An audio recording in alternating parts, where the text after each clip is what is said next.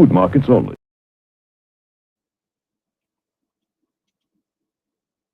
Food markets only. Meet Susie Smart, she is so bright. On her blackboard you can write. She has a desk, she has a seat. What's your name, my darling sweet? My name is Susie Smart. She can talk! She can talk, but can she add? 2 plus 2 is 4. Cat, C-A-T. You can spell! Twinkle, twinkle, little star, how You recite! Press the button, she says a dozen things, complete with desk, blackboard, and seat. Susie Smart, sold at food markets only. Well, what's on the television, then? Looks like a penguin. But it's not a penguin. It's OohSusieQue 96. Merry, happy, good stuff. Oh, I know who that is. God is great. Hi, Mr. T. How's Japan treating you? Mike Wolf, good morning, good morning. Oh, my goodness. It's the day before the 12 days of Christmas night. Yeah, I got my dates all screwed up. Yeah, good morning, Mark. Quit snoring into my microphone. It's making the desk shake, causing my microscope to jump all around. Well, I hope y'all can hear me. I forgot to check my settings. Make sure I got audio. It says I do. Yeehaw, we're here. How about that? Yeah. 8 feet of snow. We have no snow, but it is -4 degrees with a -24 wind chill factor. So it's not pretty. It's very deceiving. You look out the window and it looks nice out there, but the door that goes out of my unit opens to an indoor hallway, but I could feel the cold air just like crawling in from underneath the door. I went and put some things down there. It is bad. I hope the people that do have to go out in it take all necessary precautions. I tried to persuade my sister not to make a 5-hour trip across the state of Virginia today, but they're going to do it anyway. I'm not going. I stay right here. I got lots of things to do right here, getting ready for the start of the 12 days of Christmas gift away and the Epiphany and giveaway at the end of that. And that will actually begin Christmas night, the 25th, runs through January 6th.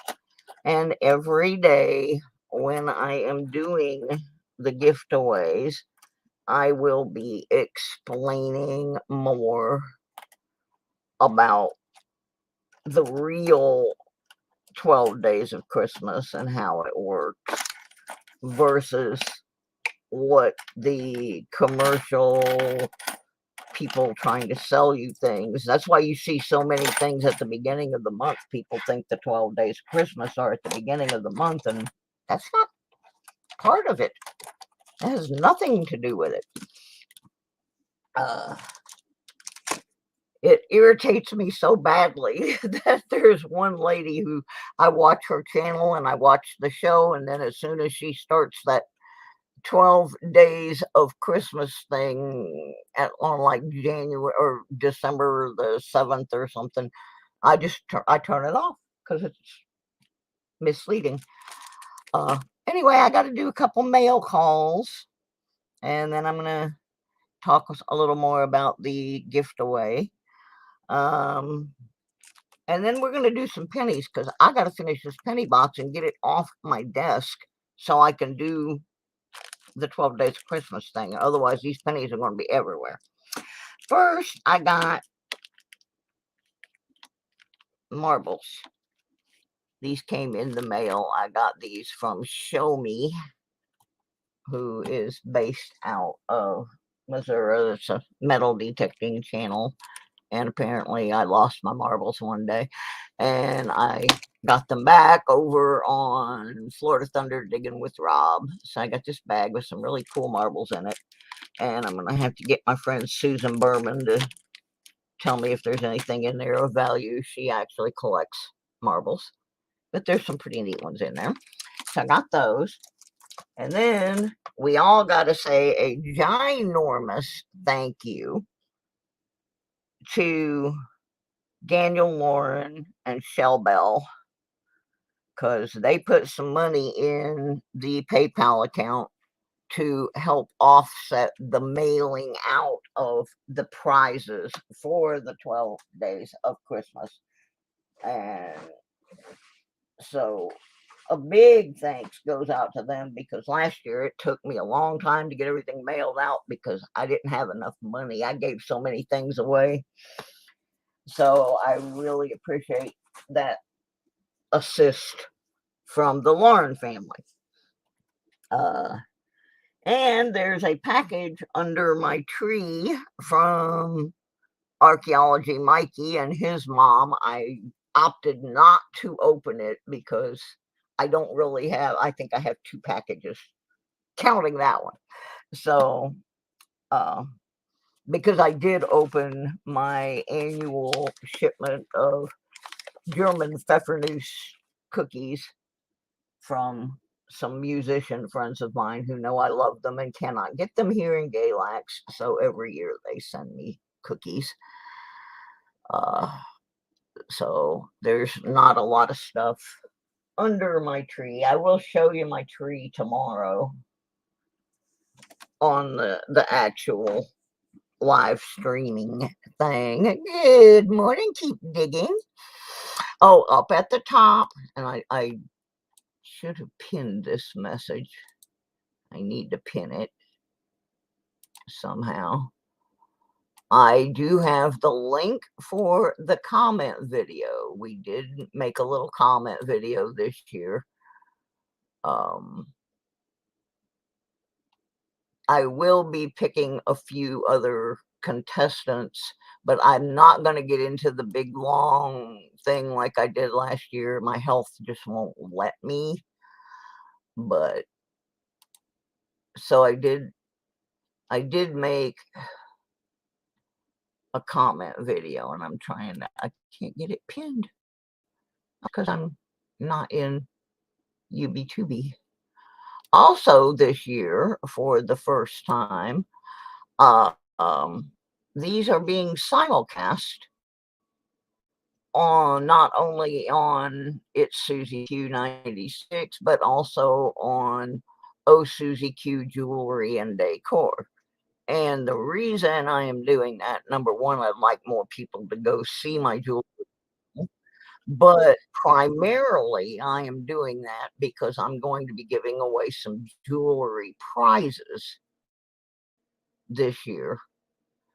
I did ask for people to send some things to give away, and because I'm a smaller channel, people didn't really participate in that. So I need to fill in the blanks, and I thought, well, I make some pretty nice stuff. I'll just give some of that away.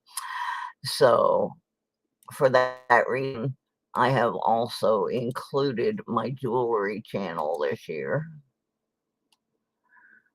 And I'm trying the simulcasting thing. I've never done it before. Good morning, Team Clam Bake. How's my grandbaby? Oh my, okay, I think I got it pinned at least, I hope. Anyway, that link is floating around for the comment video. It shows a slightly crooked Christmas tree because M3 decided, thankfully, before I put decorations on, he decided he wanted to take the tree down. And I did that on purpose. I put the tree up there with nothing on it. I do that every year.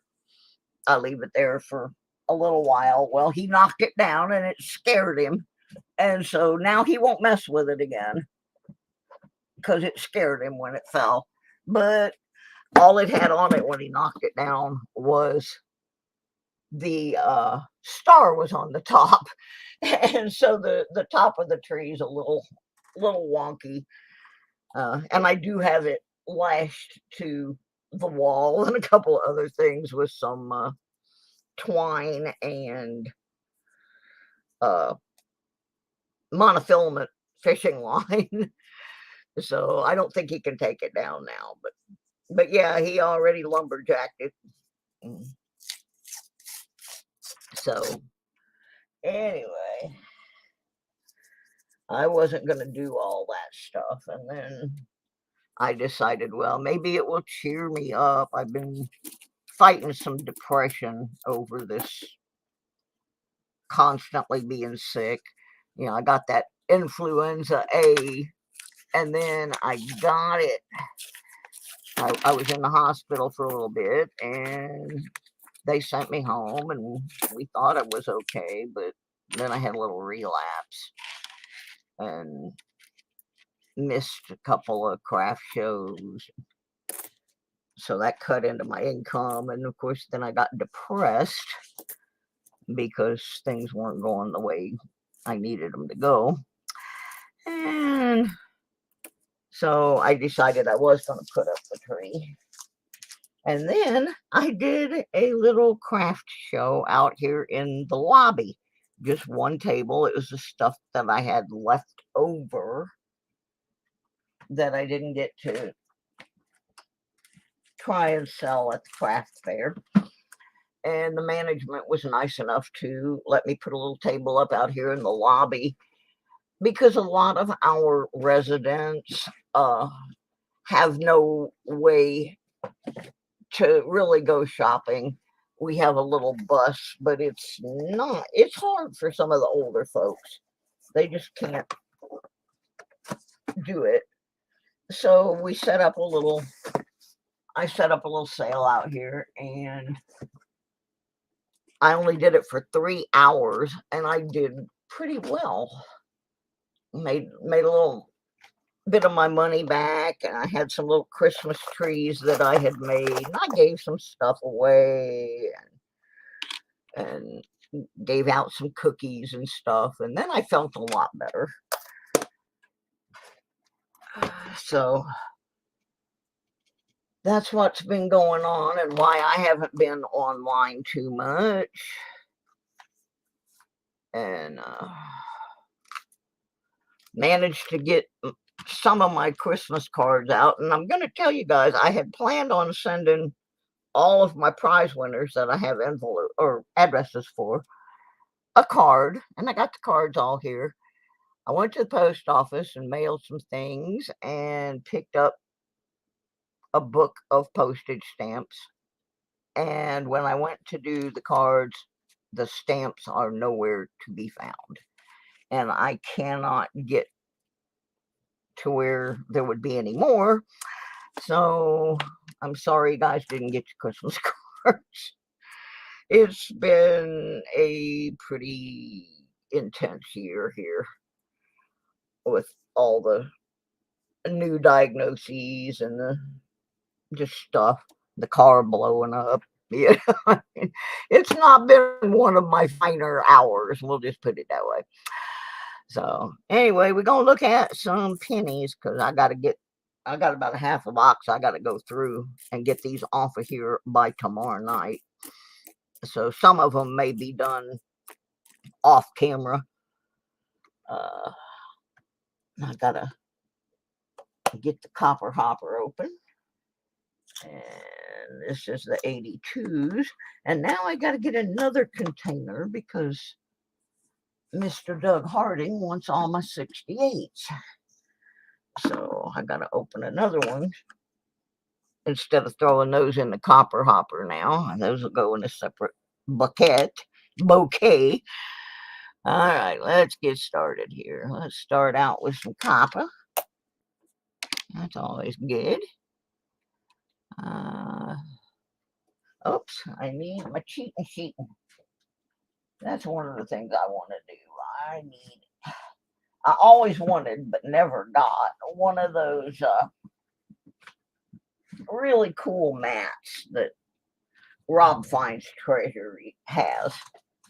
I tried for a long time to win one. I never won one, and I didn't have enough money to buy one, so oh my. So I don't have that accoutrement. I just have a composition book that I made a cheat sheet in, and I can't find it, so there, I think that might be it. There's my cheating sheet. Yeah, I bought something. Hi, Ross. Woo, yes, it is cold outside, baby. It is cold, cold, cold outside. It's still in the minuses here. All right, now I got my cheating sheet. We can proceed with the pennies now.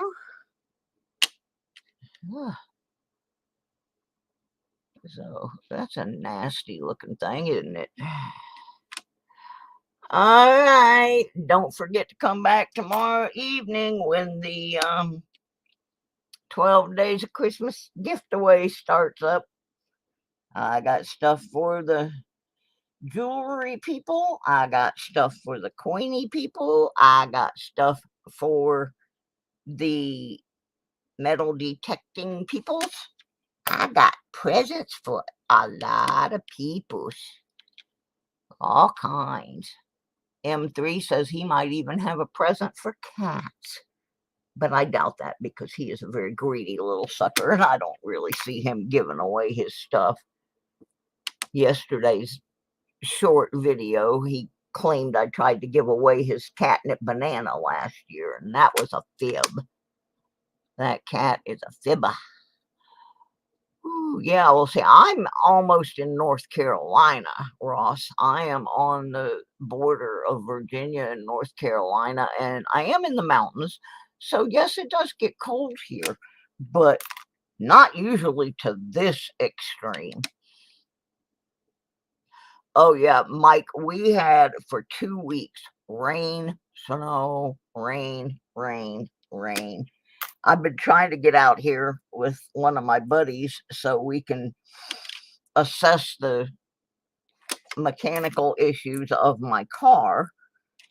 And in order to do that, the ground has to be dry because we got to put some fluid in and see if we can ascertain where it's leaking from. And we can't do that because the ground's wet. Yeah, I know Texas is getting nailed. I talked to Dawn, the metal detective, and she's in Texas, and they're, they got snow down there. And also my friend Susan, who's one of the Patreon sponsors of this channel, she's in Austin, and she had to carry all her massive amounts of plants and stuff into the house and find room for them in there because it is so cold in Austin. They've got snow. Here's an 82. So yeah, I think pretty much the whole country. I've kind of been laughing with my friend Question Mark up in Michigan. It is colder where I am here than it is where our part of Michigan is. Yeah, his temperature, when mine was 7 below this morning, his was +7. Yeah, and like I said, I am on the southwestern tip of Virginia. Yeah, it gets cold here, but not like this. And I am really worried about the creatures, the animals, and I'm also worried about homeless people or underhoused people. We have a lot of underhoused people up here in the mountains. They basically live in shacks. And some of you will remember 2 years ago, I was staying in my sister's cabin out on her farm, and I had to get out of there. It was so bad, even though I had put things over all the walls and everything, and it was so bad that the wind was coming in between the cracks and blowing the tarps and stuff down that I had over the windows and stuff. It was unbearable in there. And that's how I ended up in this apartment here. And then I got too sick to continue my trip to Michigan, and I've been here ever since. But it's warm in here, and it's not like it was when I was in the cabin, but we do have a lot of folks living out through these mountain ranges who are living in places like that where the wind just, you stick newspapers in between and, try to chunk it up. And I am really afraid we're going to have some fatalities in this area because of the lack of heat. And our power company is very unforgiving here, and they are very, they're just not nice. I was lucky, and I found out about a program that helps seniors and disabled pay for their power, and I was able to get on that. But I worry about these older and people that have fallen through the cracks and live, they live hand to mouth out on these little pieces of property out in the middle of nowhere in the mountains. So I'm praying for all of them. Hi, Kit Coins. Welcome, welcome. So yeah, and there's people like that all over this country. There's the Indian reservations, a lot of those people live that way. And this weather thing it's not just nationwide, it's worldwide. Things are, people are not prepped for this in a lot of areas. I've had time over the past several years. There's a copper. When I was living in my RV. Ooh, that's not a bad looking 67. I mean, there's nothing special per se, but I'm going to see if one of the albums needs a better looking 67. We'll scope that. But yeah, over the last several years from when I was living in the motorhome, I have accumulated a lot of emergency things like solar power charger for my cell phones and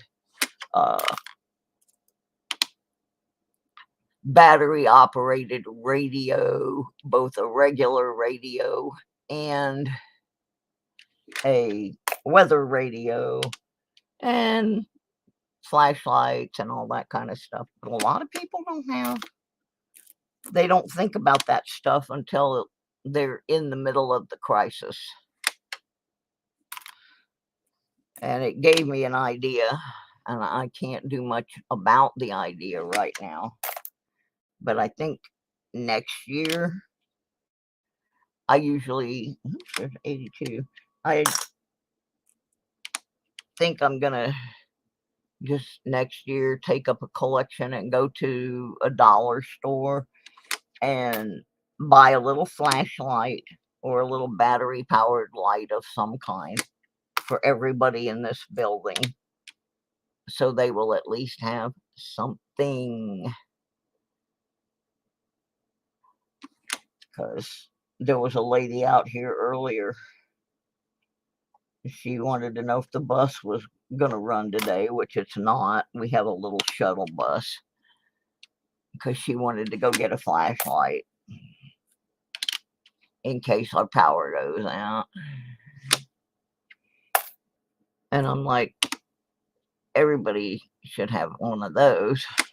That was the end of that roll. Not much in there except that shiny 67. Alrighty. So anyway, we're kind of pretty much locked down now until maybe Tuesday in this area, and especially in this complex, because our bus is not going to start running again until Tuesday. And I'm going to say probably half the people in here don't have cars, don't drive. So I made sure I had everything we needed. M3's got his kitty food and his treats, and we have plenty of stuff for Christmas chow, and I've got everything charged up that needs charged up, and I got batteries for everything that needs to have batteries. So I think we're good. We're just going to maybe try and use this time to get caught up on some things, pack up the Christmas stuff, and get it ready to go back to storage. I donated some of it, gave a lot of stuff away as Christmas gifts. Some people probably hate me. They're like, oh no, homemade crafts again. But the one lady that comes and helps me clean, she was really happy with hers. I made, hey, jackalope! I had made these little, well, they weren't little, but I had made these Christmas pillows that we were selling in the booth. And of course, they take up a lot of space to store. And I had a few left, so I decided to give them away as Christmas gifts. Well, I happen to know that the lady that comes and helps me, they really like that little red truck theme because her husband drives a little old red truck. So I gave her the little red truck pillows, and she said her husband immediately took them, and they're now in his recliner. So I made a good call on that one, and I don't have to find a place to store pillows for a year until Christmas rolls around again. But yeah, apparently her husband decided those are his and has taken them over. So that's what I'm going to be doing while I'm locked down in this cold.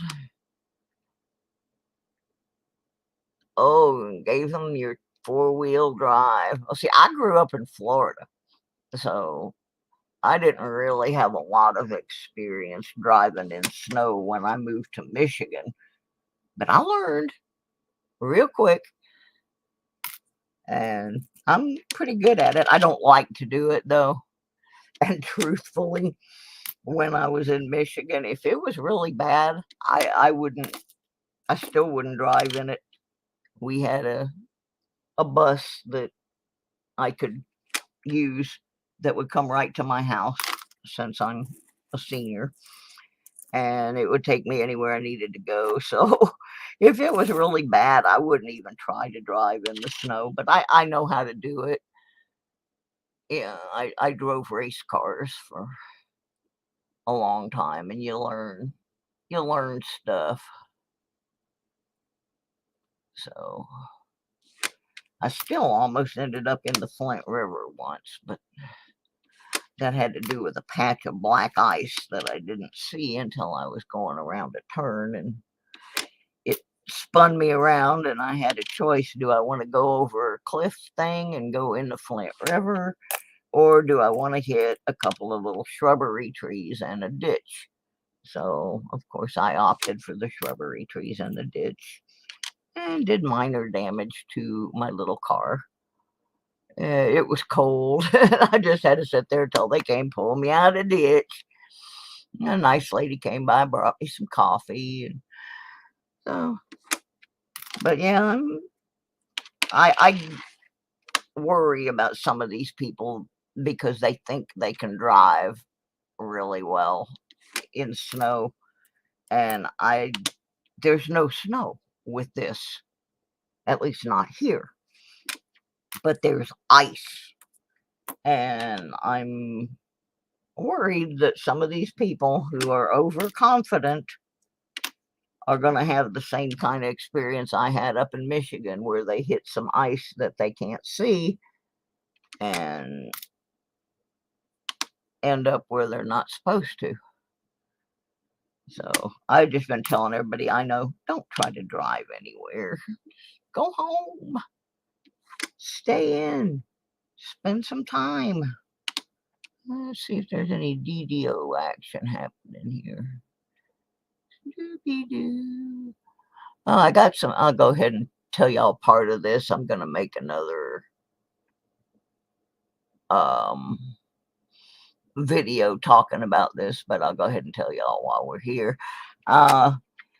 During the 12 days of Christmas gift away, which is starting tomorrow evening, for those who need to know that, I came up with an extra little contest. I made 6 Christmas ornaments that have the It's OohSusieQue 96 logo on them that are going to be part of the giveaway, but one of them is different than the rest. Now, if you happen to pick a number that has one of those in it, it's going to be in there with the other prize.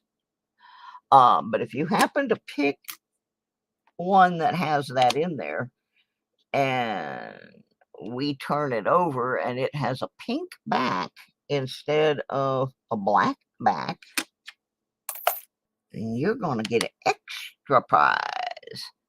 So there'll be a prize within a prize, and it's going to be like a silver kind of prize. So in addition to the whatever prize your number would be giving you, if you get the one with the different color back on the ornament, you got an extra prize on top of that. So, and you got a cool little ornament because there's only going to be 6 of them. So that's something else I came up with this year.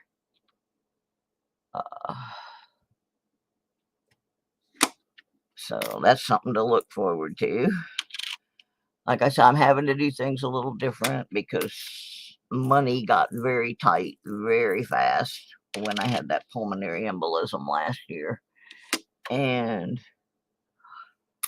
so we're just doing things a little different, but it'll still be fun.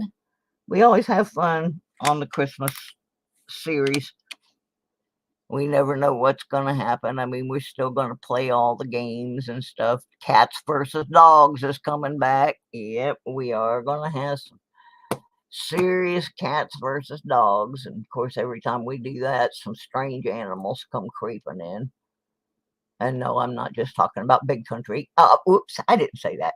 Big Country likes to throw strange animals into the mix. He's quite funny. But yeah, we are definitely gonna have some fun and games. I'm flying by the seat of my pants this year because I wasn't sure I was going to be able to do it at all. But yep, the cats and dogs is coming. And they get... we might get penguins in here too. Who knows what's going to show up? Stuff just happens. Stuff just happens. All right, let's dispense with the friendly banter. I believe you know why I'm here. Oh, I always figured it was to study us, discover our weaknesses, and report back to your alien overlords. Yeah, that could be why we're here too. Well, I thought it was Penny? this. Penny? That's a nasty looking penny there. I don't even know what bin that goes in. Holy cow. Or as Penny would say, holy crap on a cracker. I've been trying to find that quote. I don't like that one. It's pretty funny. Let's see if we got a wide AM. I'd like to find something. Obviously, we're not going to have any car wash quarters on Monday because I got no way to go to the car wash. But we still got those nickels that we haven't gone through that have been sitting here for 6 months now. So, oh, and then we got another contest we're going to play when I finish this box of pennies. I have a whole bunch more pennies lying around that I haven't gotten rolled up. And so we are going to have a little game where we guess how many pennies are in the container that has to be rolled up. I just got to find a container big enough to hold them so you can see how many pennies we're dealing with. And I can tell you, it's a bunch. A bunch. Oh yeah, that's the one I want, Mark. I'll have to go back and save that. That's one of my favorite penny quotes from Big Bang. And the other one I do have, I found it right away, is, where is it? This one right here, where she tells Sheldon, Oh, honey, the buses don't go where you live, do they? yeah. And there you go. I like that one a lot. The buses don't go where you live. Oh, I'm going to have to empty this penny thing here in a minute. I mean, I have boxes and containers of pennies everywhere that I have got to roll up and take back to the bank. All of that money goes back into the Michigan Moving Fund. That's what I do after I go through the boxes. I roll it all back up and I put it in the moving fund. It kind of helps me save a little bit of money to get into that fund. So, oh, and I don't know if he ever tunes in or not, but if my cousin Butch happens to tune in, Merry Christmas, Butch, and thank you for the donation to the moving fund. Butch is a volunteer fireman in Iowa, and when we were kids, he tormented the living crap out of me, and he was like my least favorite cousin because he just tormented me. But I actually, as adults, he's one of my favorite cousins. But at the time, I did not find him the least bit amusing. He gave me the nickname of Goose. And where it came from was they used to have these little girl toys. They were like kitchen toys. Little miniature refrigerators and stoves and stuff like that. And the name of the line was Susie Goose. So Butch used to call me Goose all the time and walk around behind me, making goose noises. Just tormented me until I was about 13. He finally, but he would do things like, one time he convinced me, because I was a city kid and we'd go up to Iowa and be out on the farm. And of course, we didn't know that much about farming or anything. And Butch convinced me that rhubarb was just red celery. And he knew I liked celery. So he convinced me to take a big old bite out of this raw rhubarb. I will not go anywhere near rhubarb to this day.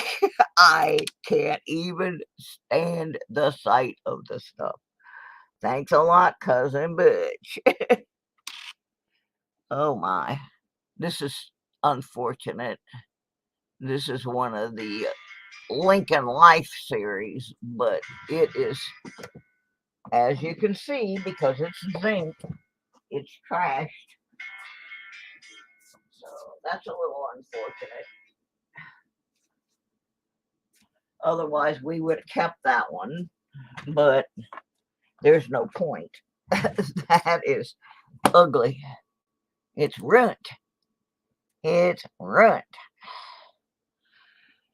Too bad. Yeah, I got to do all these pennies today so I can get them out of here. I need them for the contest, and I need my desk. We have found a few, I think 5 Wheaties so far in this box. And when I find a Wheatie, for those who don't know, if I find a Wheatie, we try not to expose the date, and we do a little game where a prize is given to the person who gets closest to the date without going over. And so if I find a Wheatie, that's going to be happening again today, of course. What we're going to do today for the prize, there's an 82, is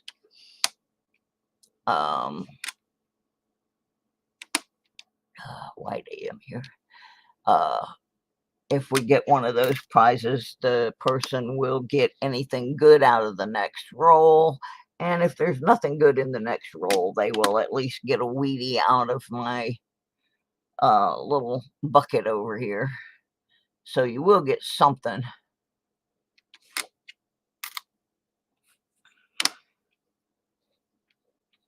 So we can always hope. So yeah, try and bribe that bot and tell him we need the Wheaties. Breakfast of Champions. Need a white AM. Didn't get her. Didn't get her. Yeah, I have not been on a lot of people's streams, and if I haven't been on your stream lately, I apologize. The combination of being sick and busy and dealing with this situation, this disease called IgG4, which has grown some nasty inflammatory tissue in my eye socket. It makes it hard for me to follow the live stream for very long. My eye doesn't want to focus, and then my head starts hurting. So it's not that I don't want to be in the streams. It's just some days I can't do it. I just can't. We can't see. I'm blinded by the light. Another copper.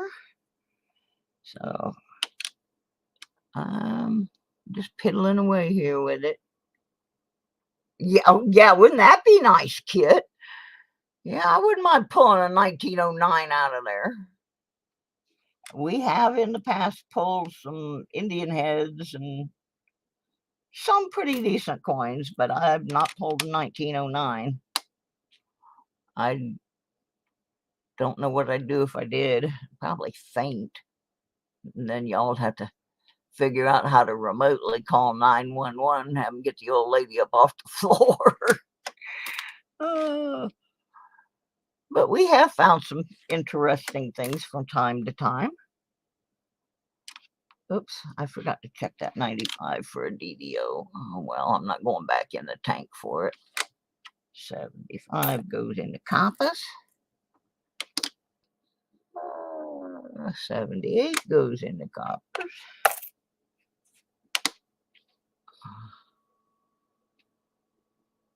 2,000, nothing. Shield pennies. Oh, how I hate them, how I hate them, how I hate them. Shields and zinkies in general. I got no use for that mess. Haven't found any Canadians yet so far in this box. I usually find at least one. They're getting a little harder to find. People in the States started saving them once Canada quit using pennies. And Americans are so stupid. I'm sorry, but we are. I have Canadian friends that work in retail settings, and they just round off now. They don't use pennies anymore. And Americans throwing conniption fits because they didn't get their 2 pennies back at the end of their transaction, and saying, well, you need to keep them in the drawer for us. Like we're so special that we need to try to force another country to make change to appease us.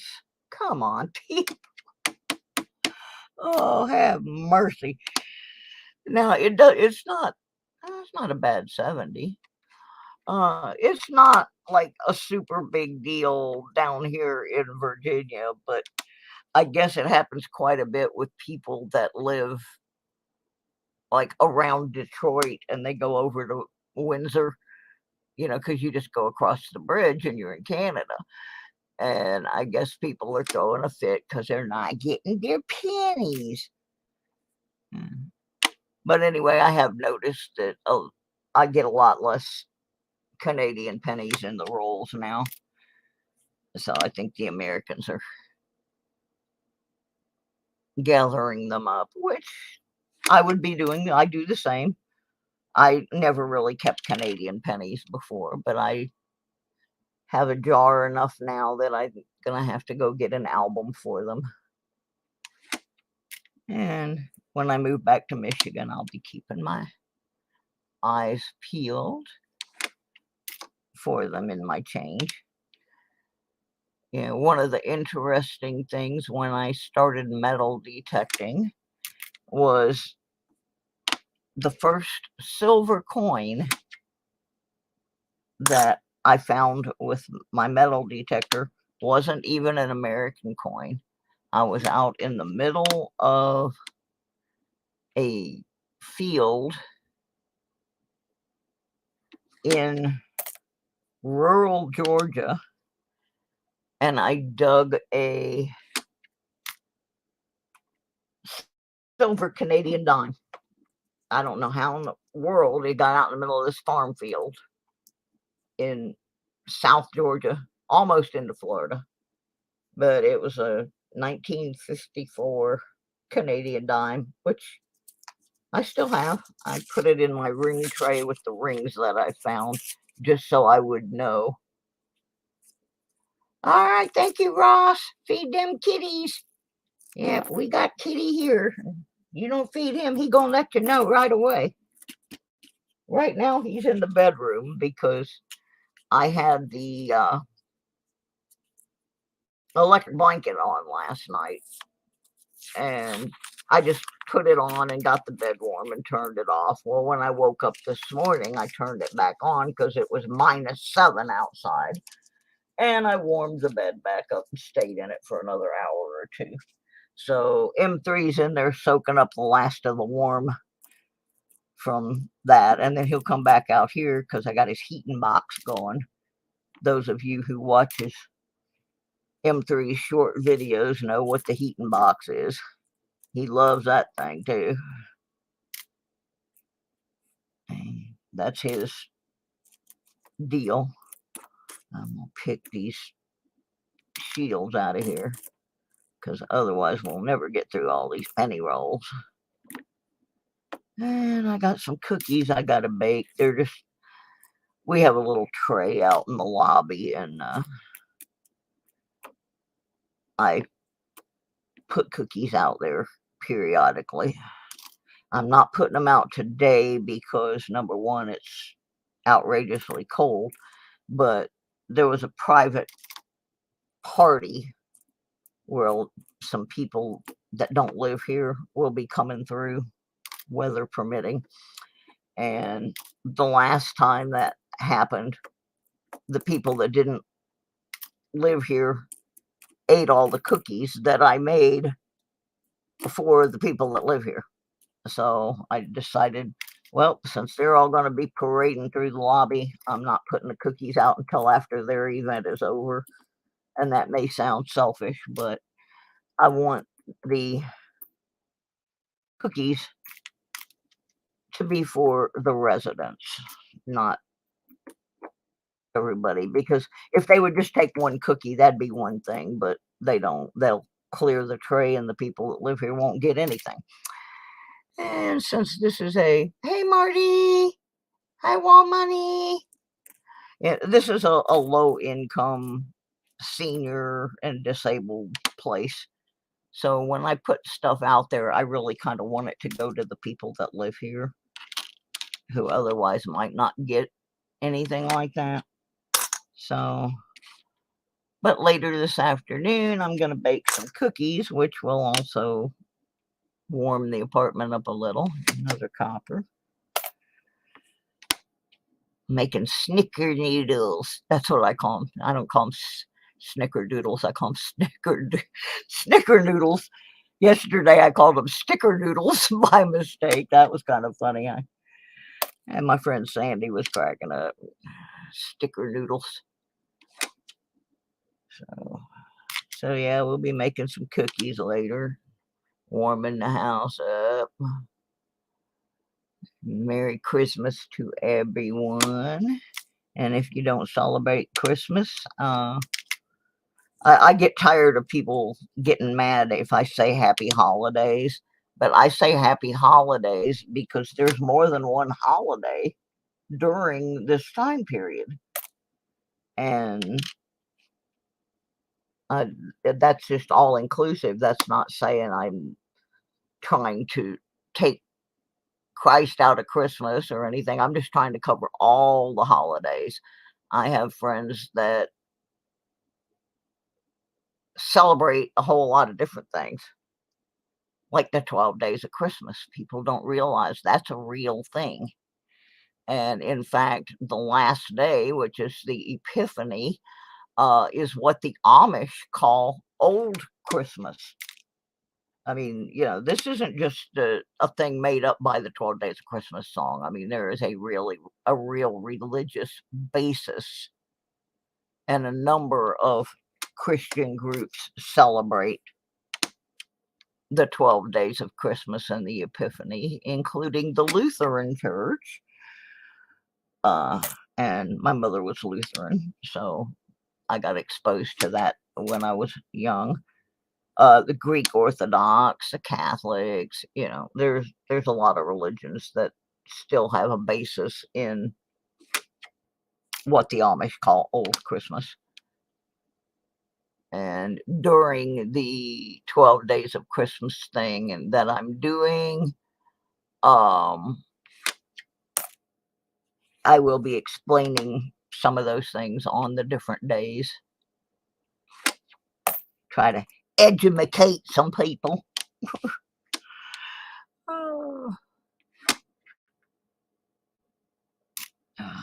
Yeah, at the end of this, I am going to have to dump this bucket because it is about to overflow onto the desk.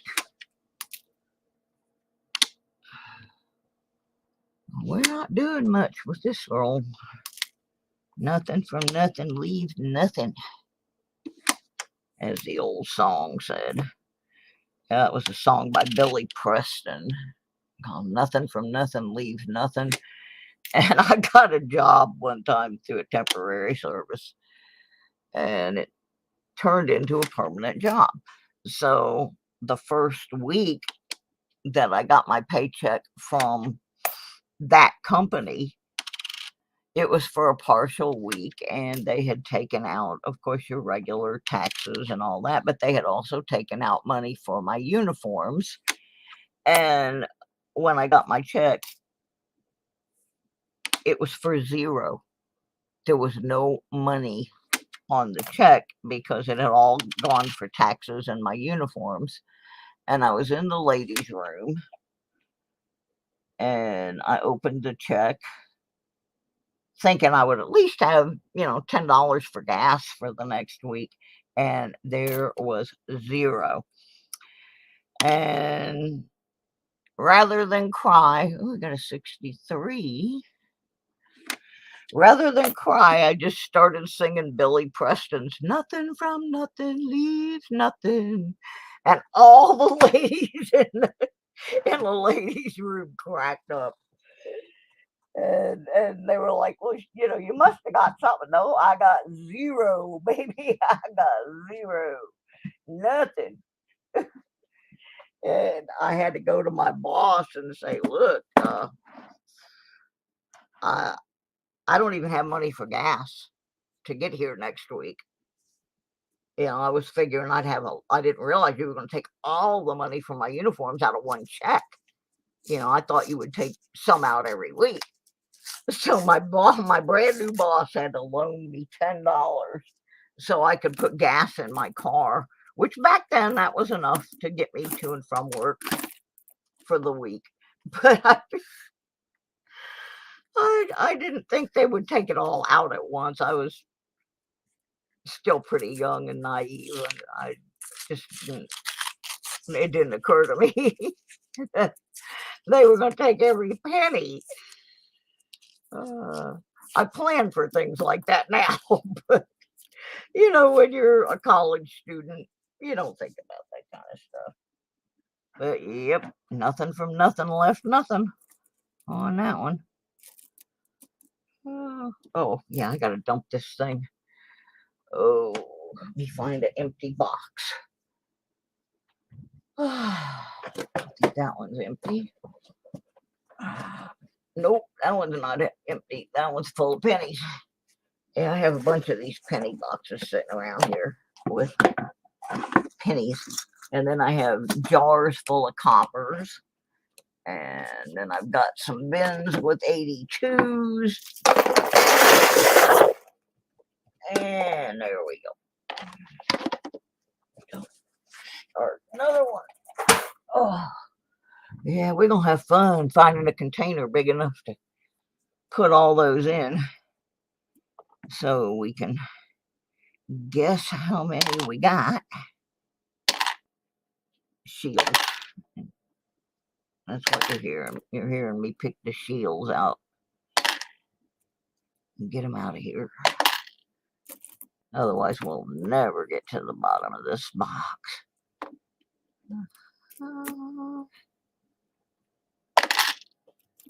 Yeah, I've been kind of sad this week, too. If you watched my last stream, people that know me know I'm very involved in music. And one of my favorite drummers of all times passed away last week.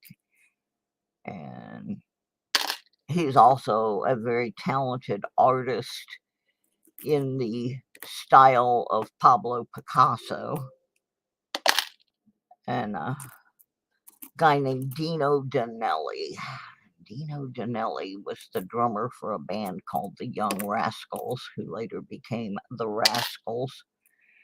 And also had a band with Stevie Van Zandt, who's from Bruce Springsteen's E Street Band. And anyway, Dino passed away last week, and I've been kind of watching a lot of Rascals and Young Rascals stuff. Then he had another band in the 70s that really wasn't a big band, but the more I listen to them, the more I like them. A band called Bulldog. So, yeah, I've been revisiting some old music that I haven't listened to for a while.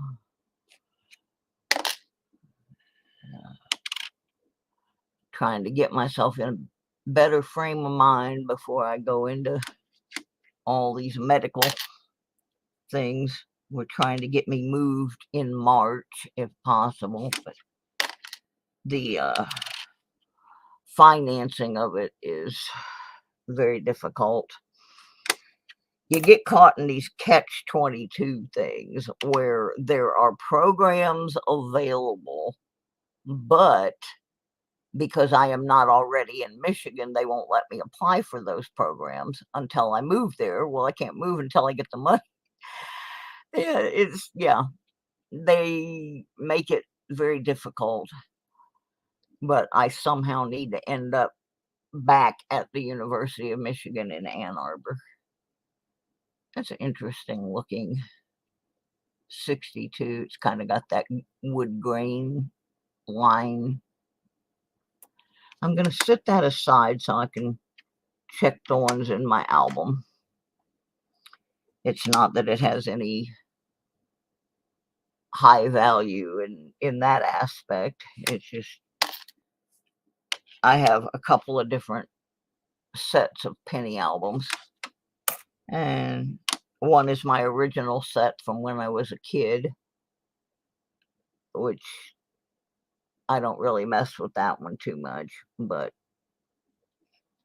then I have one set that belonged to my friend Tommy, who passed away a few years ago, and I've been trying to finish it off. And then I have another set that somebody sent me some empty books, and I'm going to start filling those, and those are going to be part of a future giveaway.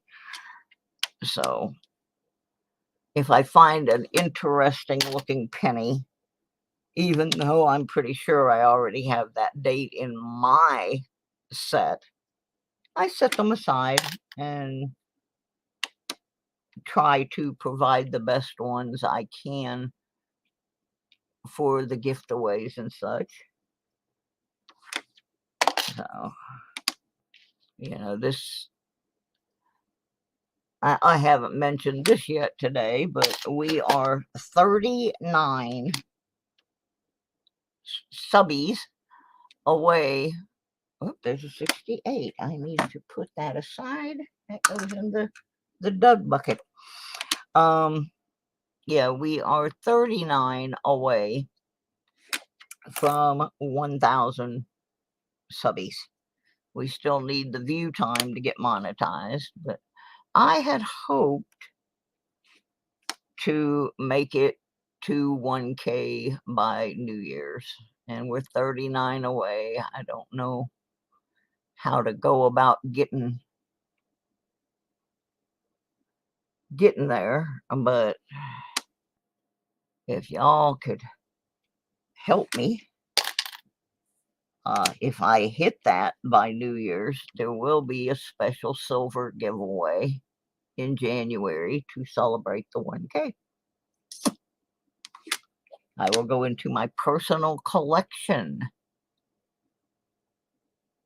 for that.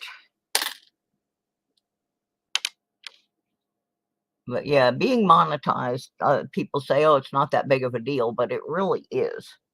And the reason it becomes a big deal is, number one, people can make donations in the stream, which help pay postage and things like that.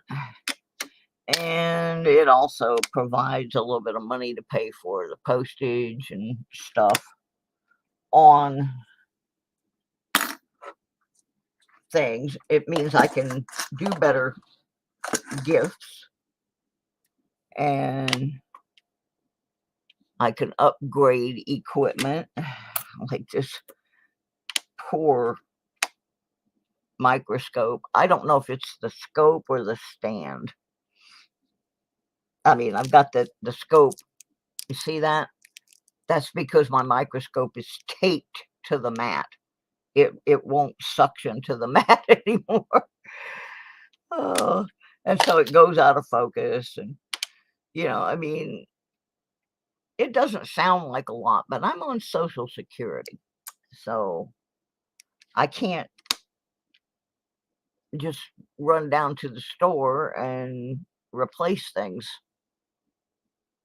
which that's what being monetized would allow me to do. I mean, people go, oh, well, it's only $25, $30 a month. Yeah. Hey, that's a lot of money for a little channel like this. So yeah, we need 39 more people. And you do have to be a subscriber to win the giveaways during the 12 days. So if you're not subscribed, you need to be.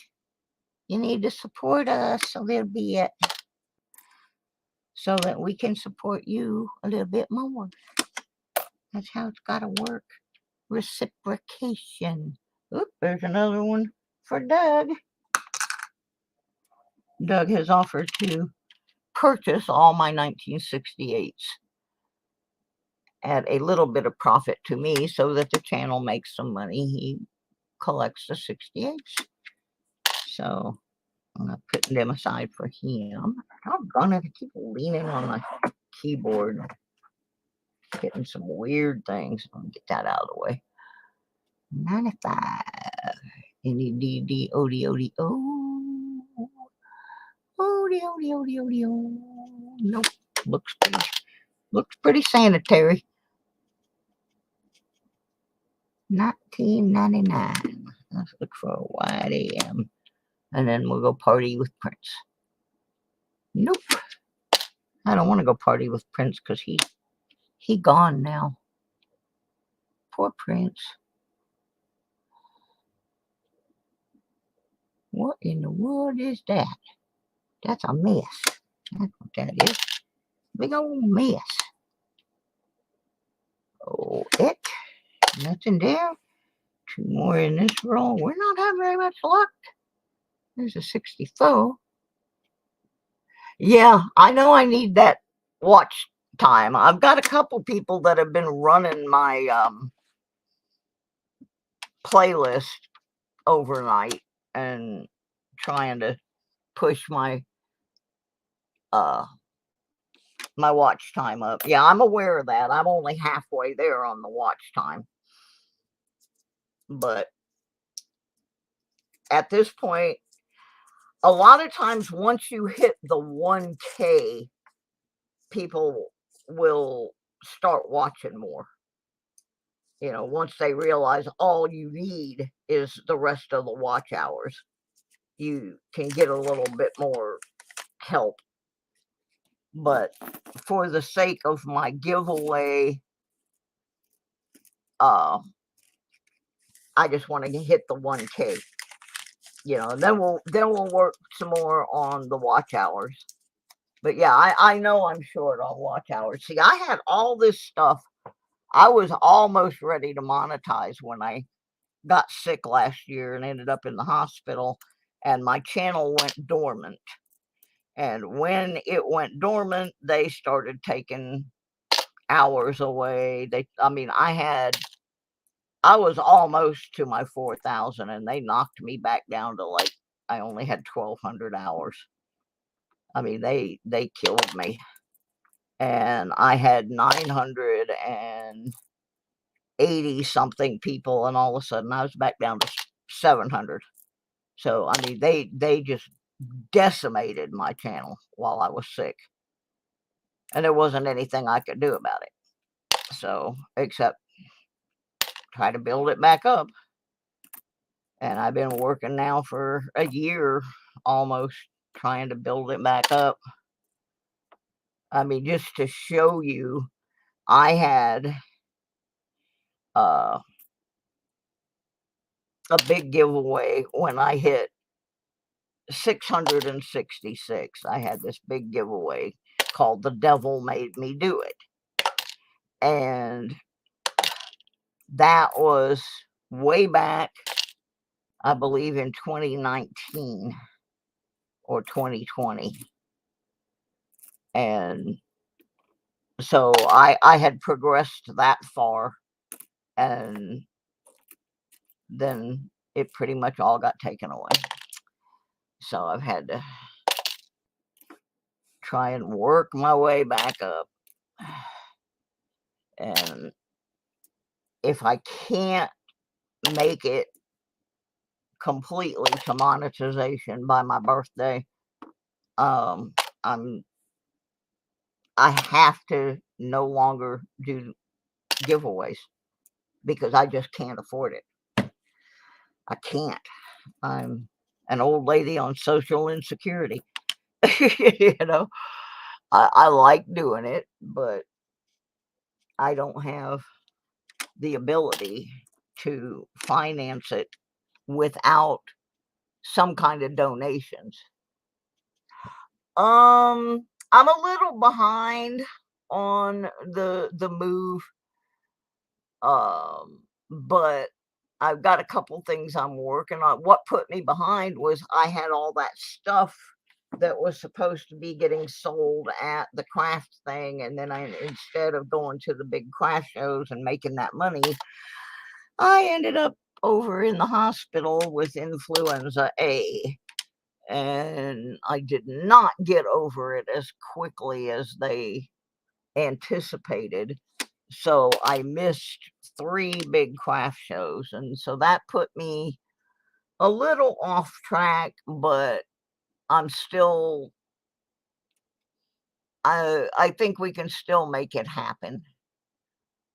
I do have one person that has pledged that when I get the move money and actually get the apartment, that person will pay for the truck and the gas to move all my things to Michigan. So that, that is, once I can show, okay, here we've got the apartment lined up, then that part of the expenses will be cared for, which is a wonderful, wonderful thing, because that's a bit expensive. But yeah, I got off track because of that. But over this holiday, Robert! Hey, Robert! How's your leg doing, baby? I know you're itching to get back out there and detect. This is my, did you get your Christmas card, Robert? I hope it got there. Yeah, I imagine it is still dark in California. Yeah, I actually looked to see what the temperature was in California this morning, when it was -7 here, and it was like 40 something. Okay, yeah, I got his card. Good. And we're just clearing some pennies off my desk here so I can get ready for my 12 days of Christmas gift away. I can't do it with all this stuff laying all over the desk, so gotta finish this penny box here. Not stirring up a whole lot of stuff, but we just sitting around talking. I'm gonna have to get me some coffee here in a minute. I think I'm gonna have one of those. I got some fancy Starbucks iced mocha coffees. I think that's what I'm gonna have this morning. It sounds good. Even as cold as it is, that still sounds good. Oh my gosh, it is so cold here. I cannot believe it. I don't think there'll be, I think this is going to be a slow weekend for metal detectors around the country. It is cold everywhere. But I'm sure there'll be some brave ones that'll be out there anyway. But it's not going to be me, because our ground is frozen. Frozen. Like I said, when I got up this morning at 7 a.m., it was -7 degrees with a wind chill factor of -23.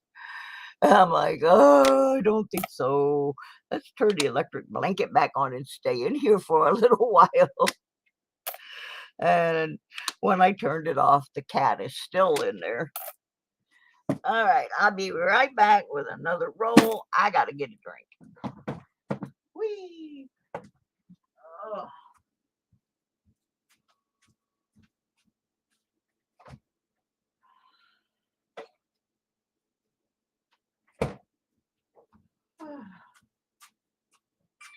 Alrighty, we're back. Oh my goodness. I got gifted a little bitty ham. I've never seen a ham this small. And I'm gonna have a ham for Christmas. It looks good. Came with its own pineapple slices and everything. But it's so tiny. I mean, it's perfect for my house, but it's like a little bit smaller than a football.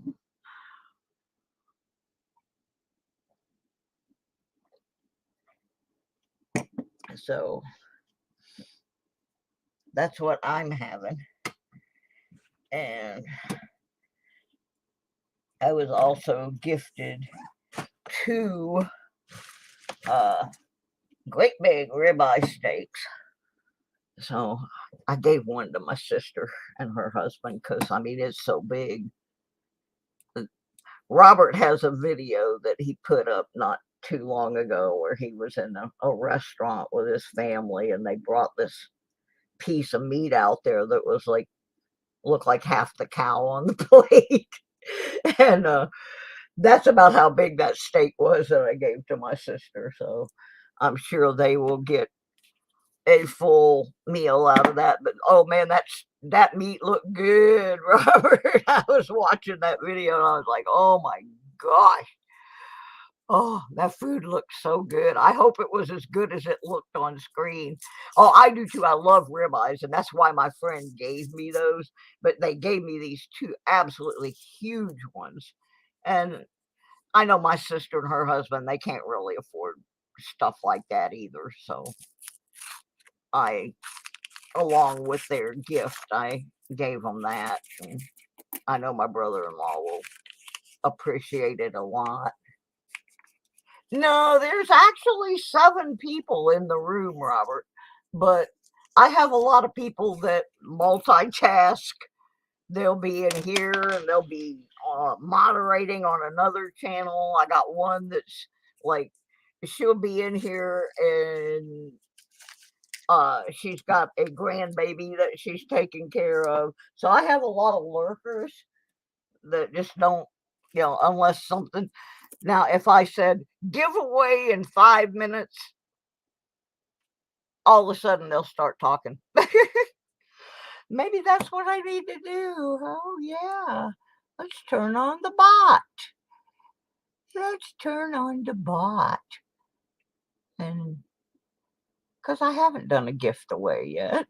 So we'll see how many of them wake up when that happens.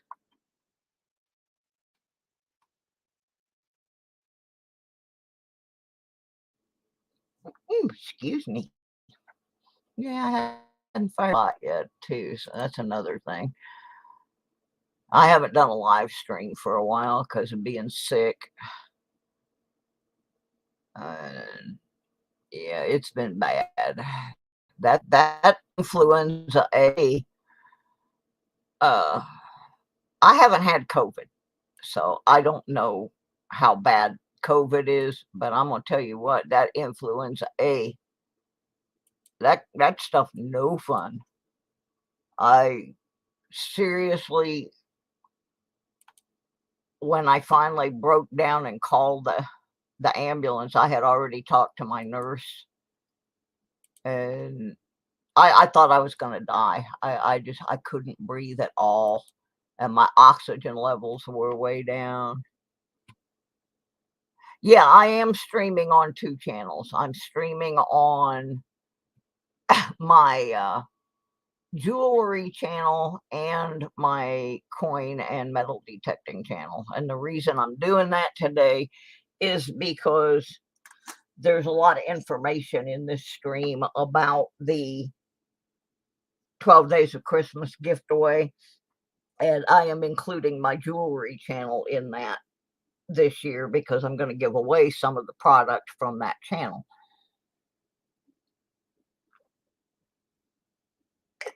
So, and I'm trying to learn about the multi-stream channeling, streaming. So I thought this would be a good way to try it out, see if I'm doing it where it's working right before tomorrow when the actual gift away begins. So I'm experimenting.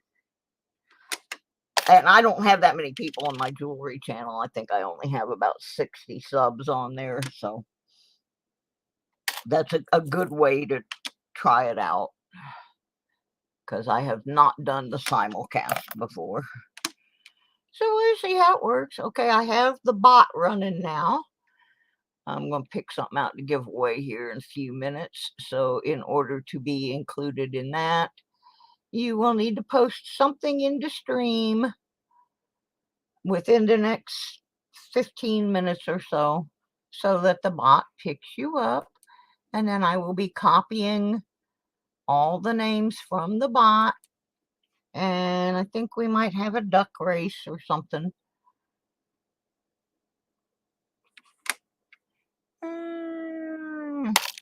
And I have a question. I asked this question once before in the stream, but I'm going to ask it again, just because there's different people in here. I have an item that I don't use. It's like a 30-something item. It's not, not a piece of junk. I used it 2 or 3 times, but I have one that I like better. And I'm just curious if it would be offensive to give away a used item.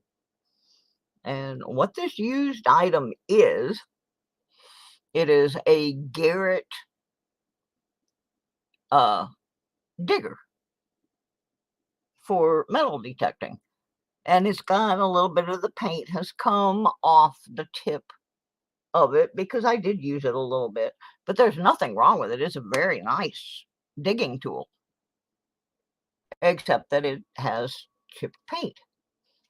So I'm just curious as to what people's opinions are about me giving away something that is slightly used, but it's still, if you wanted to go buy one, you'd spend over $30 for it, I think. So let me know your opinion on that, because it may end up going in the gift away.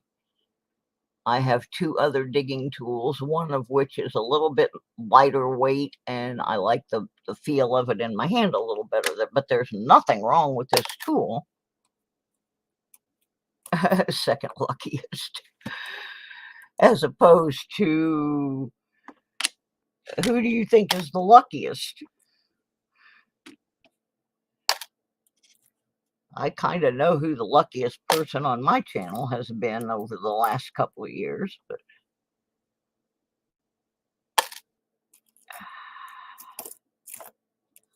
get these shields out of here again. Another roll, another pile of junk. Get out of my way. Yeah. Shield, no deal. AZ, morning. Oh, and I don't think I said hi to Mike either. Hi, Mike. I knew he was hanging out. Let me see how many people the Nightbot has picked up. 1, 2, 3, 4, 5, 6. I think we might have lost Robert. He probably stumbled off looking for some coffee. I mean, it's early where Robert is. He's out in California, so he's excused. I think he just mostly checked in to tell me he got his Christmas card. Those of you who are not metal detecting people, Robert Ferguson is one of my favorite channels for beach metal detecting. And I've been missing seeing him. He injured his knee, and so he hasn't been doing any detecting videos lately. He also does some gold prospecting, and when he can't do either one of those, he's down at the casino showing us how to beat the slot machines. So, but I enjoy his channel, but he lives out in California, so it's pretty early. There he is. I knew you were going to go get some coffee. Yeah, I figured Robert was about due for some coffee. I know I would be if I was in California. It's pretty early there. Heck, it's pretty early here for me. I'm not a morning person, and they make me get up every morning at 6 o'clock for medicine. Oh, and I just hate it because I'm not a morning person. Oh, my goodness. Let me see how many people we got. We got 6 on the bot. I wonder why it's not picking Robert up. Because I know he's here. Mods, regulars. It may be lagging a little. That's one thing I have noticed is that the bot has a little bit of a lag. Ooh, Ross, send that whites over to me. Yeah. So far, we haven't had a power outage yet, but I'm ready if we do. I've got a solar powered charger that I can keep my phone charged with, and my phone's fully charged, and I got battery, weather radio, regular radio. I got pretty much everything I need.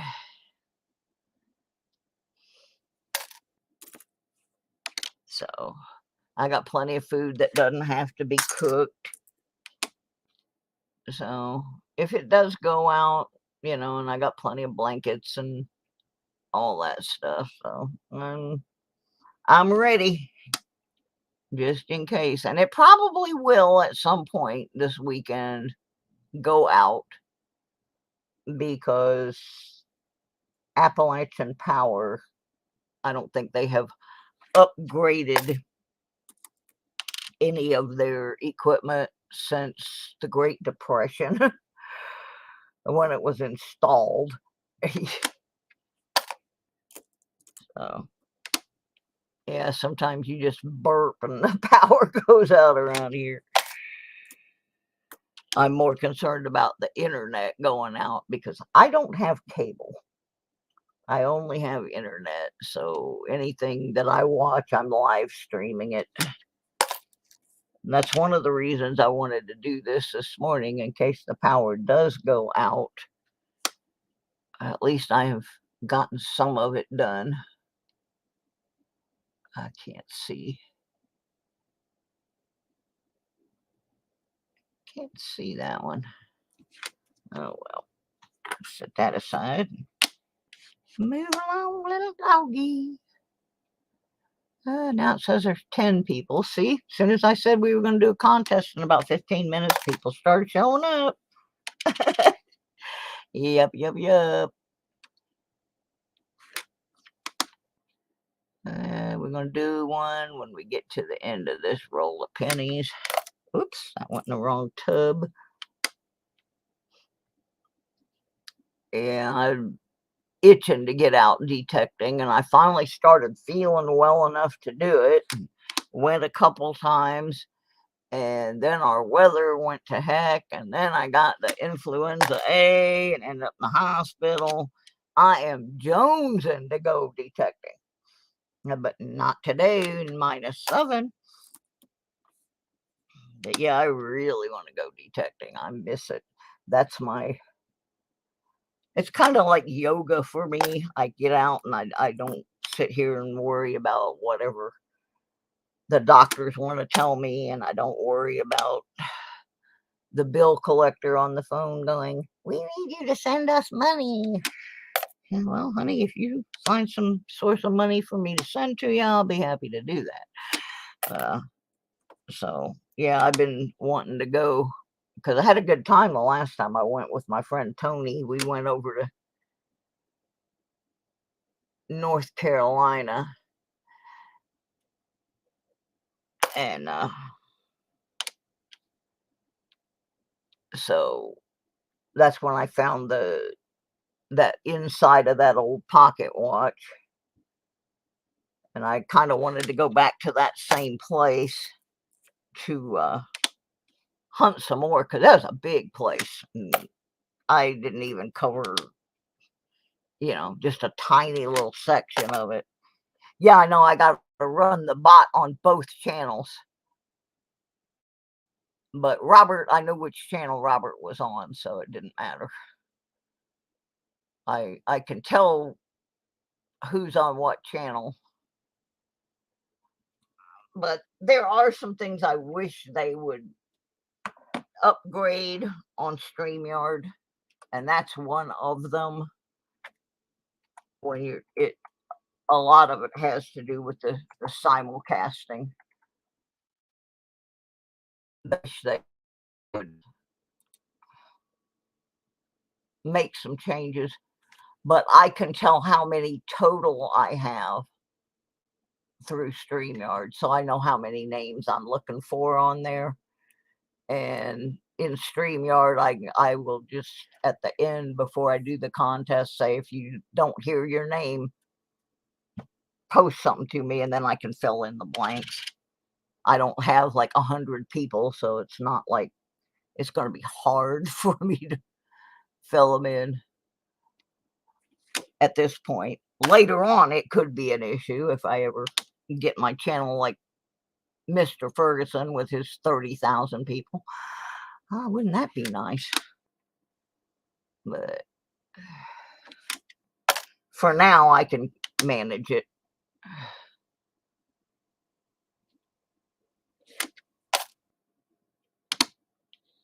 I think the most people I've ever had in my stream at one time, I think I had 160 something people the night I did the 666 Devil Made Me Do It giveaway. I had a lot of people that night. Nothing there.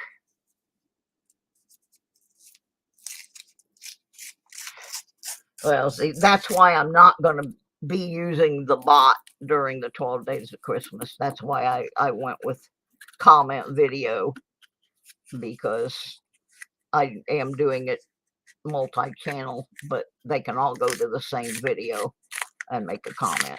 So that was one of the reasons I changed it this year. Just making things simpler for me. Yeah. I actually started a collection of pull tabs, different styles, and finding what ones came out in what years and that kind of stuff. That made it a little less annoying to find them, you know, when you start looking for certain ones. You know? But yeah, those are not my favorite things to find. But I've kind of learned now what they sound like. I still dig them though, because I'm kind of one of those, I still like to dig everything, because a couple of times I have dug signals that I said, this is just going to be trash, blah, blah, blah. And it turned out to be something really interesting. Like when I found the guts of that old pocket watch. It rang up like it was going to be CanSlaw. And there's no aluminum anywhere on that thing. I don't know why it rang up the way it did. But my attitude was, I was in a kid's playground, and I said, well, if it is CanSlaw, I want to get it out of here. I don't want a kid getting hurt on it. So I went ahead and dug it up, and it was something completely different. So, and I think part of my attitude like that is I started out, when I got back into it, I started out with a $50, $60 bounty hunter gold digger detector that my sister gave me. And the gold digger does not have VDI numbers. It just has a gauge. And so you can't go by the numbers, and the gauge is pretty useless. So you basically, if it makes a noise, you dig it up. And I found my first gold ring with that $45 detector that I just dug it by the sound. And so I kind of still like to just dig everything, because I started out, I was just a jewelry and coin hunter. And I'm wondering how many relics, really cool relics, I overlooked, because I tried to like block out pull tabs. The Patreon drawing, I am probably going to do the December drawing on January the 6th when I'm doing the Epiphany grand finale of the 12 Days of Christmas. So if you are not one of my Patreon sponsors, you have until January the 6th to become one, and you can sponsor the channel for $2.96 a month, which is less than a beer or a Starbucks coffee. And every month on the Patreon drawing, I give away a piece of silver. It may not be a huge piece of silver, but it's worth more than the $2.96 that you're paying as a sponsor. So I have lost my coffee. What did you do with your coffee, Suze? I took 2 swallows out of it and sat it down somewhere, and now I can't find it. Oh, we're not doing anything till I find my coffee. Ah, coffee! Where is it? It's not there. It's not there. M3. Hi, M. Emmy's down there by his heating box. I think he hid my coffee. I do. I think he hid it from me because I can't find it. Well, you little dirty rascal. You rascal.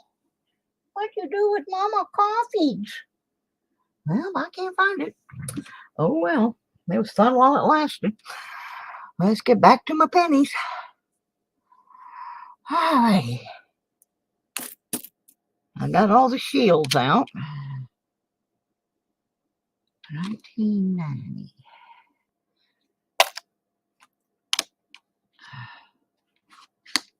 Look for a wide AM. Not there.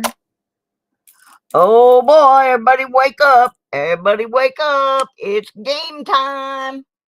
We got a weeder. How this game is going to play. This is the reverse. We are going to guess the year of this Wheatie. The closest without going over will win either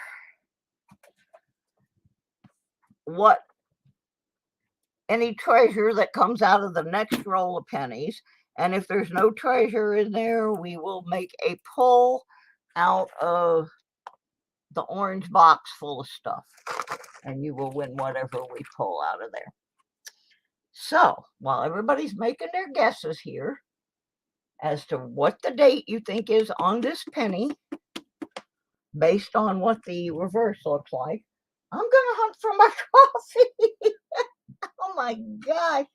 How did I lose my coffee? Emmy, do you have Mama's coffee? No? You don't have it? Okay. This is like one of those Where's Waldo things. I found it. Yay. Oh, goodness gracious me. John Southern Exposure, welcome. We are making a guess as to what the date on this wheat penny on the screen is based upon the condition of the reverse.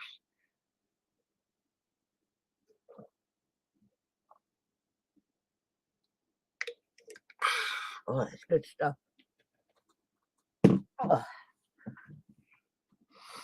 Get M3's over here. He's got his feet under the heater. It's one of those radiator kind. If you've seen any of his videos, you've seen it referred to as the heating box. He likes his little heating box. He's over there toasting his toes. He's a funny cat. Funny cat. Okay, John says 58. Ross 47. Mike 54. Kit coins 40, jackalope 51. Anybody else want in before we reveal the deal? Alrighty, we got 7 people in here, and 1, 2, 3, 4, 5 have made a guess. Hi, Mitchell. Welcome. Make a quick guess what you think the date on this penny is based on what the reverse looks like. Closest without going over will get any treasure out of the next roll or a pull out of the reject box over there. It's got a bunch of coins in it. Some of them are better than others. Alrighty. We're about ready to do the reveal deal.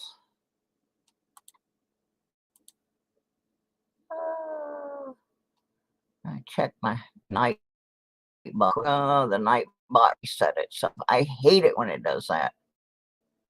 I don't know why it does it. So we're going to have to restart it for the next game. So make sure you post something in the stream. Stuff's acting a fool here. All right, let's flipper and dipper. See what we got. Da-dum, da-dum, da-dum, da-dum, da-dum. 47. Okay, Mitchell, you're over. Jackalope, you're over. Kit's at 40. Oh, look here at Ross. 47D. Right on the freaking penny, just like it's written. We have a winner. Woohoo! Looky there. Way to go. Very nice. Very nice. All right. So whatever comes up in the next roll, I got to finish this roll first, but whatever comes out of the next roll, if there's any goodies in there, they belong to Ross. So let's hurry up and finish this stuff so we can get to Ross's roll. 82 for that bucket. Congrats, Ross. That was very, very good guess, man. Right on it. Nice. We got a close AM happening. Nothing happening there. I should put my glove back on. My nails always look bad, and it's partially because of being sick, but a lot of it is because I do a lot of crafts and I always have paint and dirt. And 64.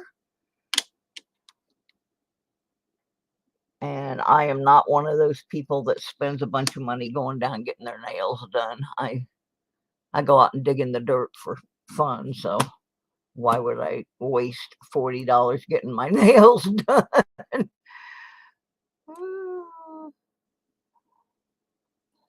So, yeah, Ross, you're going to need to send me an address because you're going to get a prize. Regardless, you will get something. So you need to email me your mailing information. I usually mail my prizes out around the 5th of the month, but because we'll be right in the middle of the gift away, then they probably won't go out until around the 11th or so. But don't forget, because if you forget and I don't have address after 5 days, the prizes go back into the pot. I do usually go and try to find everybody, give them a chance, because I know people forget. I forget. But if they sit on my desk longer than a couple of weeks, I put them back in the giveaways, because once I have gone out and tried to hunt you down and you don't respond, then I'm like, okay, they just don't want it or whatever. And I pass it along to somebody else. We're pretty informal here at OohSusieQue's house. Crazy. But I don't do it to be a mean person, but I only have so much room, I can only keep things for so long, and So that's my rule, is if you haven't claimed it within 5 days, then I usually post something on my community tab and give you another 5 days. And then I send a couple of mods out to look for you with a lasso. And if I still don't find you, then I give your prize to somebody else.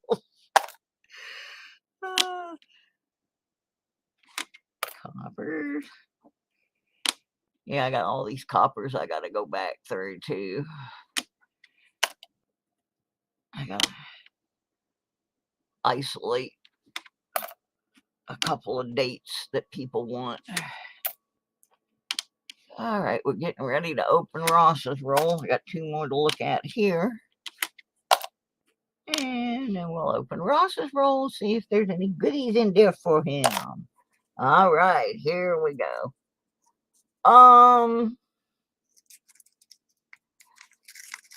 There was a mod here earlier.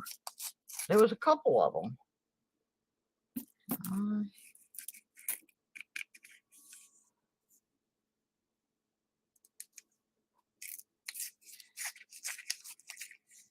Yeah, I know Mark Thomas has been in and out. He's a mod.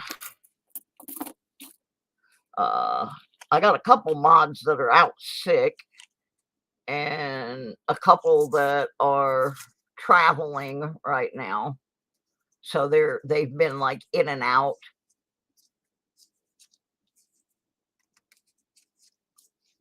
So just because you're not seeing them doesn't mean they're not here.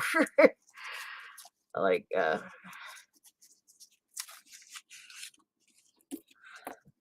I've got a couple of mods that just, that they lurk because they're actually modding in multiple channels. Oh, excuse me. All right, so this is Ross's roll, and I'm going to even do the slide the shields through just so you can see I'm not skipping over any. Mike the Greek. That's my bodyguard. Okay, looking for a white AM. Nothing there. Come on, let's find something good for Ross. We need a treasure for Ross.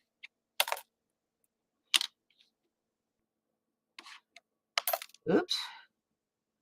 2017 P's are interesting because they are the only penny with a P mint mark on them. But they're very common, so I don't really give them specialized treatment because the U.S. Mint didn't. I think they missed the boat on that. They should have made a big deal out of it. The reason that they did was to celebrate the anniversary of the Philadelphia Mint, and then they made no announcement, did nothing. They just put the penny out there. And so, well, there's a 74. Nothing real exciting about it except it's copper. But I held it back in case Ross wants it. Anything I think is remotely interesting, I'll hold it back and we'll let Ross decide if he wants it or not. Because I'm going to have to send him something anyway. So if there's something there he wants, we will certainly make sure he gets it. Certainly. Yeah, it'd be nice to get 10 Wheaties, wouldn't it?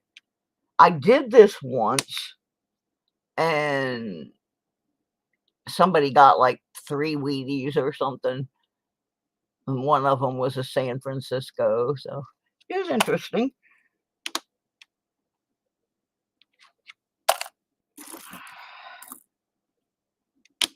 Come on, we need something for Ross. No white AM, but we looked.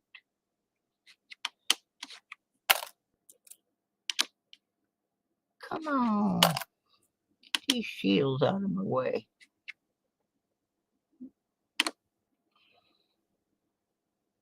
Looking for a DDO. B-O. I don't see one. Come on now, honey. Show us the good monies. We want the good monies. Looking for a wide AM. Nope. 79 is mighty fine, but that's not what we want. Copper in the hopper. 93. D. 99. Looking for the wide AM.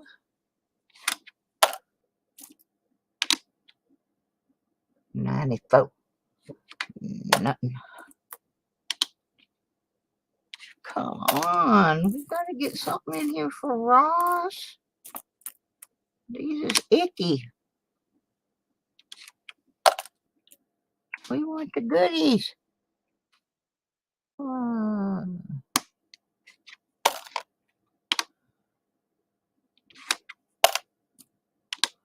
This is not looking good. It's not looking good.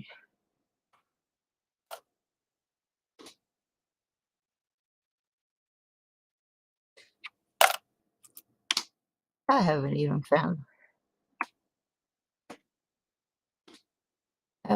found a 84 to look at yet. Look at the texture of this penny. Kind of reminds me of a popcorn ceiling. I don't know if you know what popcorn ceilings are, but thank you, Ross.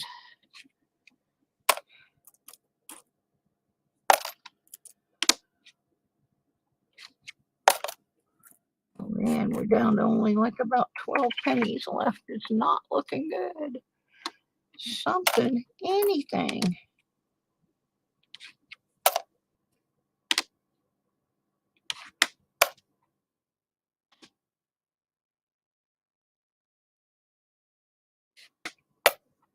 Anything. Ugh, that doesn't look good. 82. Oh no, they only got 4 left.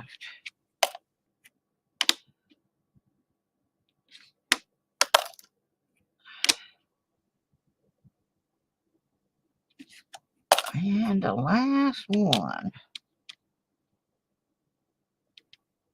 Nada. Okay, so here's our options.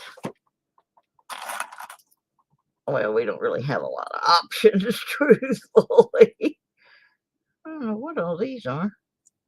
I just found a whole bunch of coins here on my desk. I'm not sure what they are. They're weird. I spilled them out of something, I guess.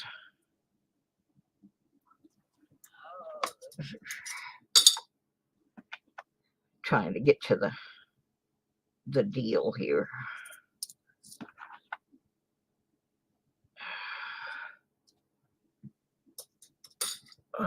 Ow!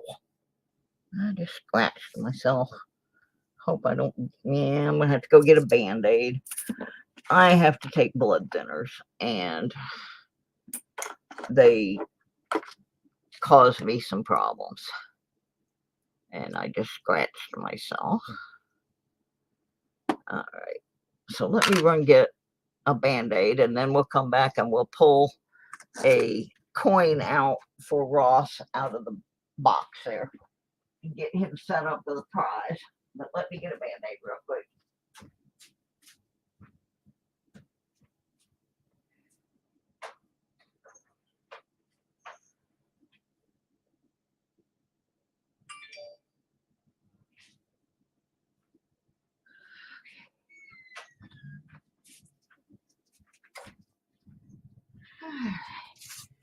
Yeah, this getting old thing stinks. There's Mark Thomas. I knew he was lurking around somewhere. Yeah, let me bandage me up real quick here, and then we'll get Ross lined up with his prize. Oh my. Yeah, there's a standing joke in my family. ever since I had to start taking these blood thinners, and I wound it so easily. My brother threatened to send me a big roll of bubble wrap for Christmas so I could just wrap myself up in bubble wrap and avoid injury. All right, so I got a box here. It's got a whole bunch of coins in it, and we're just gonna pull something out of there for Ross, and then I'm gonna add an OohSusieQue 96 channel sticker to that. All right, well, I pulled two out at the same time, so Ross is gonna get. Oh, Ross, do you want either this 70 or 74 copper? Those were the best thing in your roll. Find a little envelope here to put Ross's goodies in. Yes. I can make a mess faster than anybody I know. There we go. Okay, Ross wants the 70, so we'll put the 70 in. Sometimes you just need one of those for a space in your album or sentimental reason. Okay, that's the 74. That goes in there. This goes in here. And out of my magic box of tricks, we got a 2021 Crossing the Delaware. As you can see, this one's pretty pristine. I don't think it got circulated much. It's tidy. And we also got you an uncirculated 2010 Shield penny. Came from the box. And I'm going to throw in, since I have a few extras of these, a 2022p Wilma Man Killer quarter from the women's series. So that's Ross's prize for guessing right on the nose the date of our wheat penny that we found. So that little packet's going out to Ross. Like I said, it'll probably be around the 11th or so of January before these go out, because I'm going to wait until after we have completed the big gift away. Oh, that pen's out of ink. Of course. Every darn time. I should have told somebody I wanted pens for Christmas.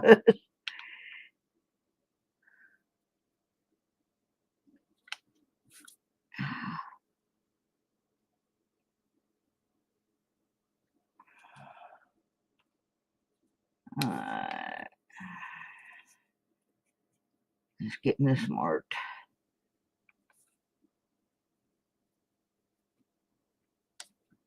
All right, we got you all packaged up, got you in the gift bin, ready to mail out. All right, thank you for playing. Let's open some more pennies. I've still got about 10 rolls left in this box, and I have to finish them up today.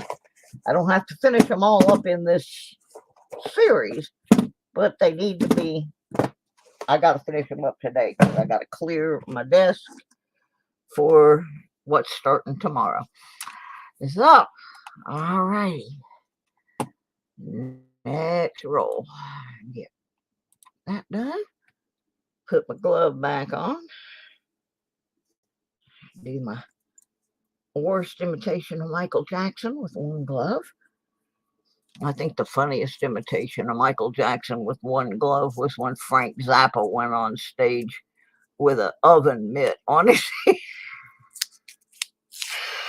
poking fun at Michael Jackson and his one glove. That was funny. All right, next roll. I'm going back to picking the shields out because they just take too long. But I looked at all of them on Ross's roll just so everybody would know there was no hanky-panky going on.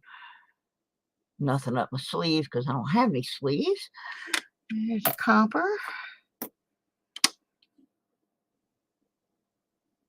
And there's a junker. Oh, gotta put the cheat sheet back down here. You'd think as many of these things as I've done, I wouldn't have to have a cheat sheet anymore. But funny thing, when you get old and there's a lot of different things in here you're trying to look for, having that little reminder sheet never hurts.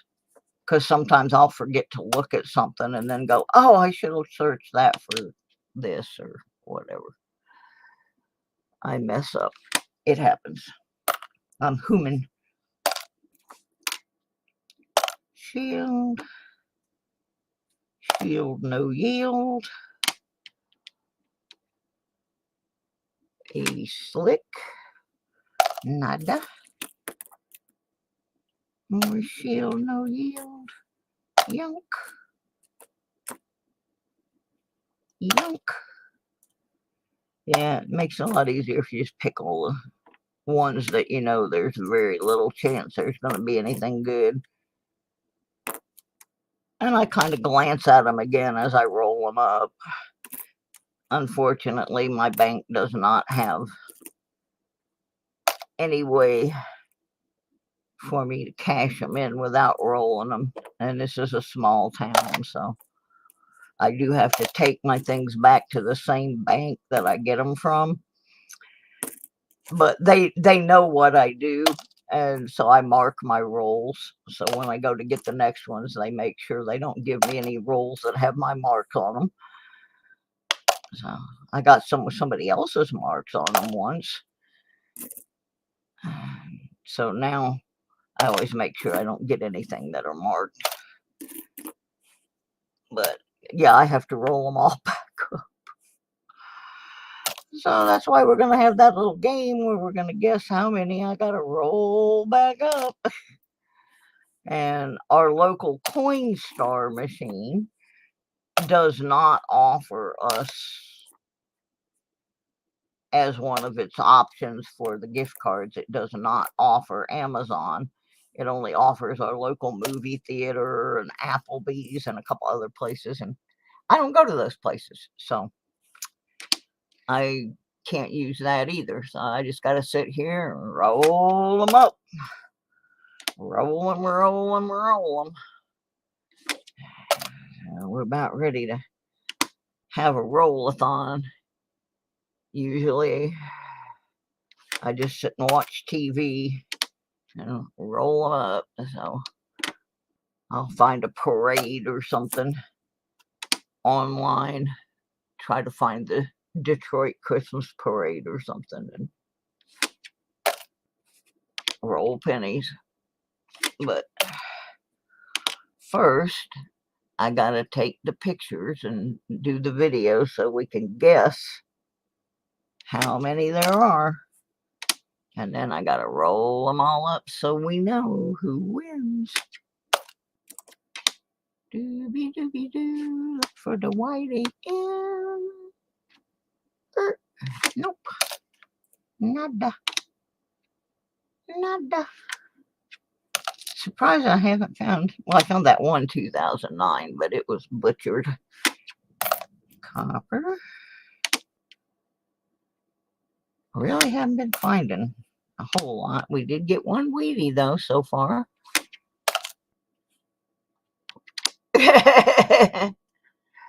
Oh, it's okay. Everybody spells it. I used to spell it with a Z, Ross. I used to spell it S-U-Z-Y for a while back in the 60s because here we go, Frank Zappa again. Frank Zappa had a character in one of his songs called Susie Cream Cheese, and it was spelled with a Z. So I did that for a while, but yeah, it gets spelled all different ways, and I've had my last name spelled all kinds of different ways too. So that kind of stuff, that don't bother me. As long as you call me for dinner, I don't care. how you spelled it. Hey, Scratch. Yeah, it's all rigged. Life is rigged. Yep, nothing there. I'm going to do probably 3 more rolls and then log off from this and go do some other things and come back later tonight. Well, there's probably not going to be too many people watching because everybody's going to be doing their Christmas Eve thingies. And I can't obviously go anywhere, so.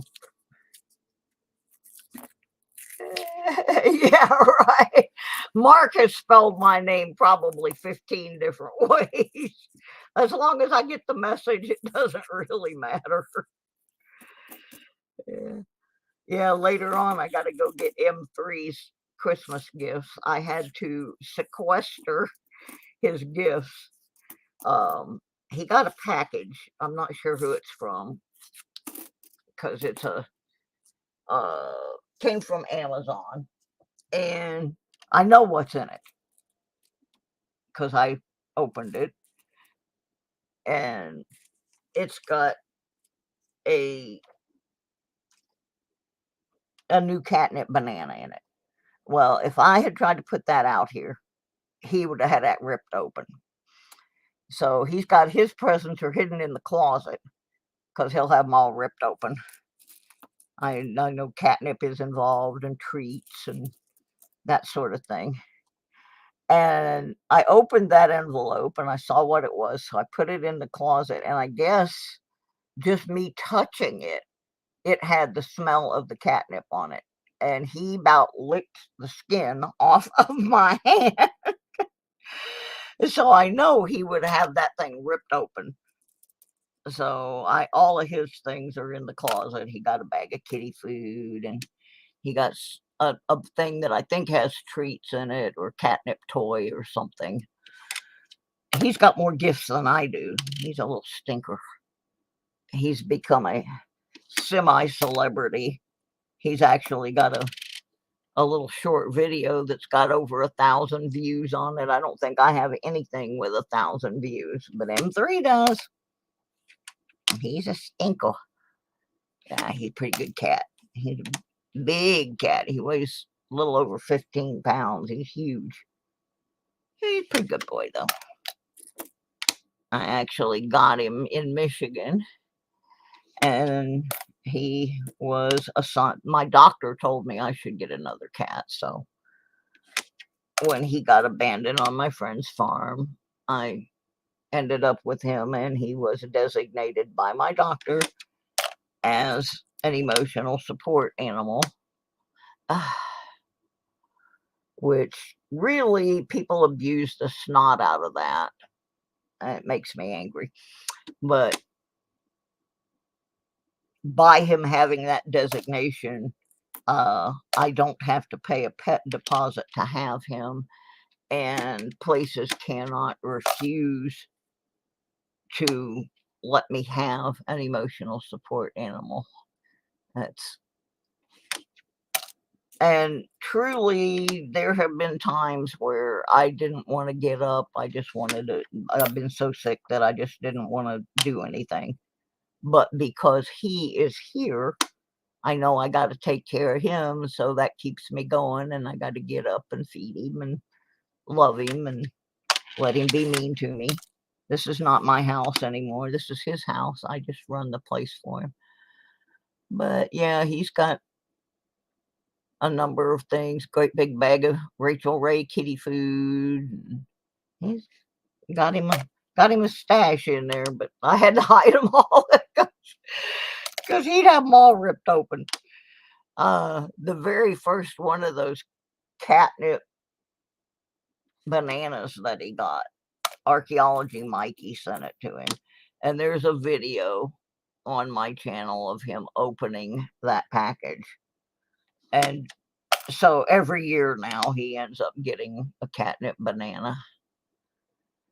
He also has a catnip carrot, which that's his Garrett carrot that he got after he was found sleeping in the metal detector bag.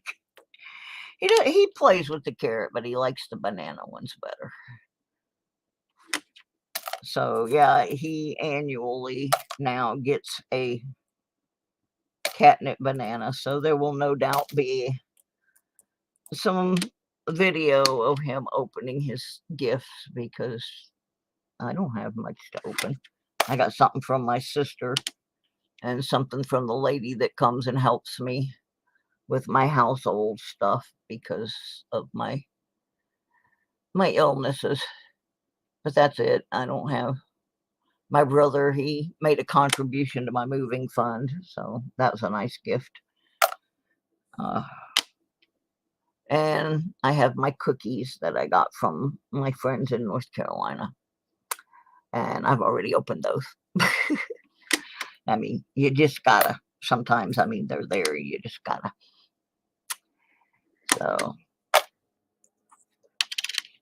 So there won't be a lot of that kind of stuff. Yeah, it does, doesn't it? That 47 was in pretty good shape. No, he doesn't have a tag. He never goes outside, for one thing, but they don't issue, it's really weird, they don't issue tags where I live. He always had to have one before, but here they just issue you a piece of paper. And I'm like, well, what if he gets out? A piece of paper is not going to help. But he doesn't like wearing a collar, and he's ripped 3 or 4 of them up.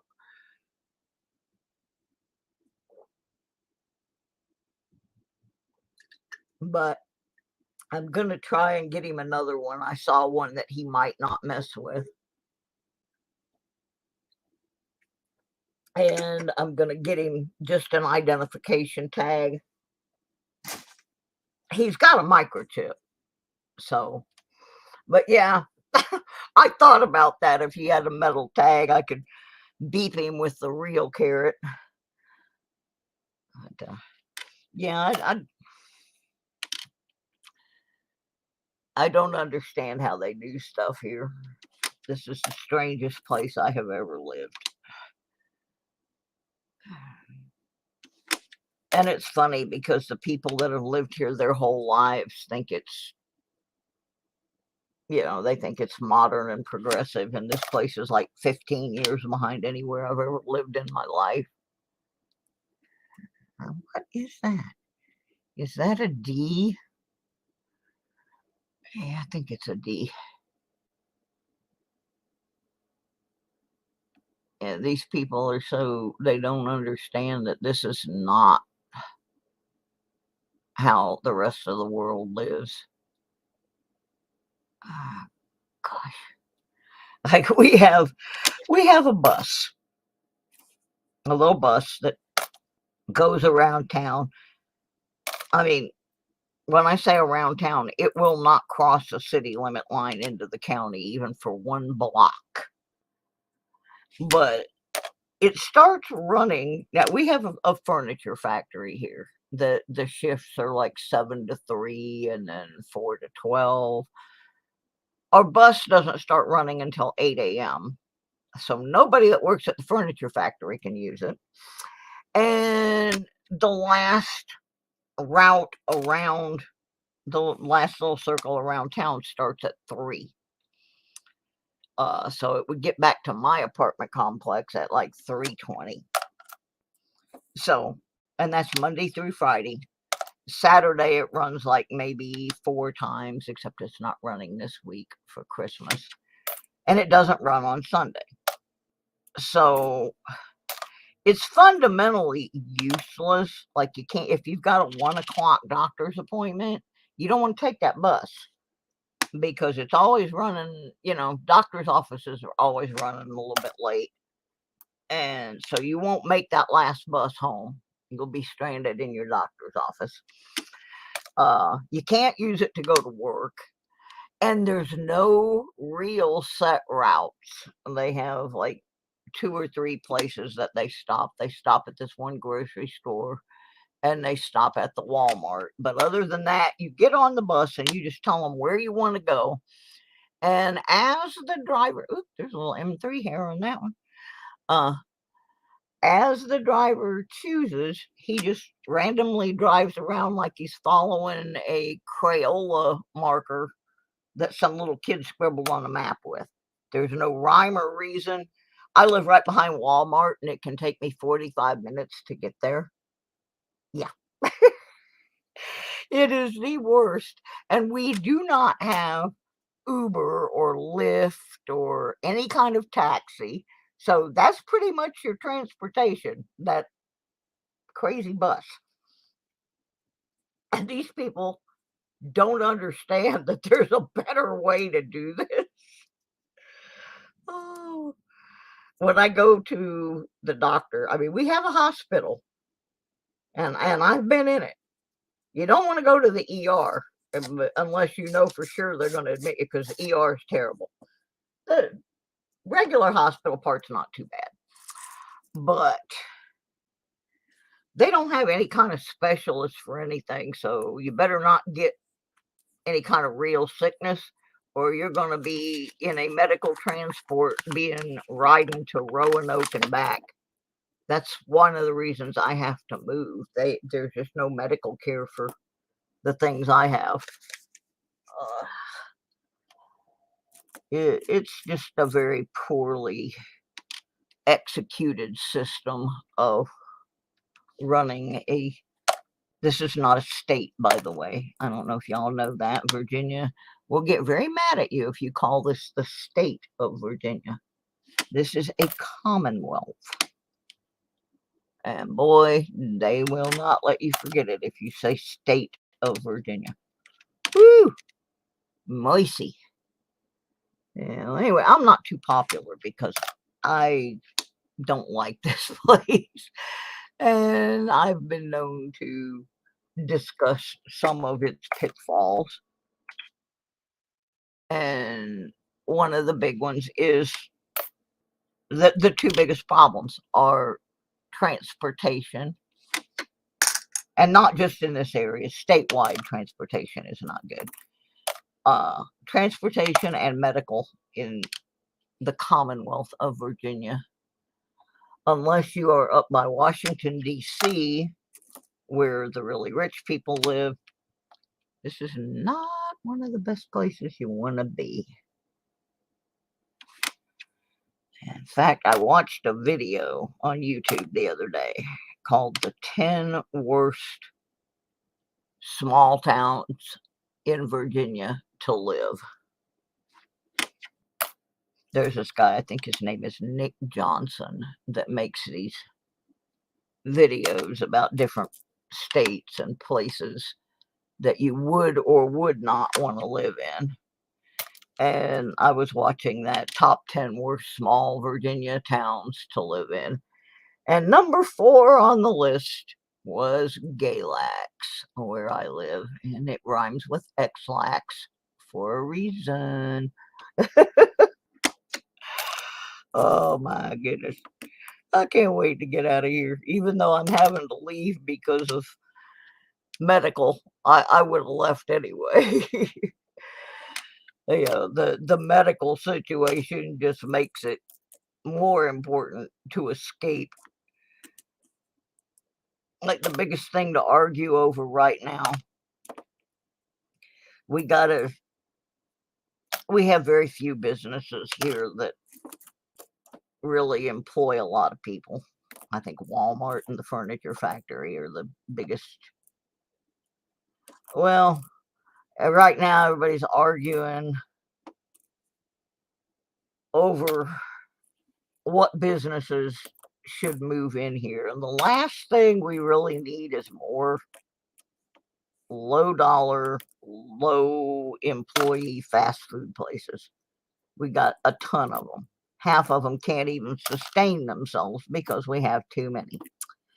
So everybody's all excited now because we got a Papa John's pizza. Well, we just got a Domino's pizza. We've got 2 or 3 local pizza places. How many pizza places can a town with 6,000 people sustain? We don't need another pizza place. The two things we don't need more pizza, and we don't need more Mexican food. Now, I love Mexican food, but we have plenty. We have Taco Bell, which is not really Mexican food. And then we have several legitimate Mexican restaurants, because we do have a bit of a Mexican population. But we don't need more of that. We need some places that, you know, will actually sustain some full-time employment for some people. Why everybody's so excited over Papa John's? It's not even that great. I mean, it's edible, but so is every other pizza place in town except possibly Domino's. Oh, and we have a Pizza Hut. We have, you know, we got plenty of pizza places. I don't know why everybody's getting so excited over this Papa John's thing. They're all arguing over it, and I'm like, oh, please, let me out of here. Uh-oh, that one went way down behind the desk. I probably got $100 behind this desk. We pull it out once a year and get all the coins out from back there. We're about due to do a search and rescue on this place again. All right. Oh yeah, I forgot about the bot. We still got that bot running to collect names for the race. Let me get to the end of this roll here, and we'll check up on the bot. If you haven't posted in the last 15 minutes, get your name on there. It says there's 9 folks hanging around in here.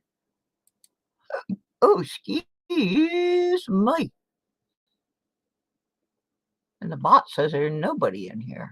So the bot keeps shutting off. I don't know why it keeps shutting off. Okay. It flipped itself back over. Okay, let's try it again. Oh, there's James Elder. All right, I got it going again. So let's everybody get posted. We're gonna race some ducks. I gotta find a prize. I'm just flying by the seat of my pants today.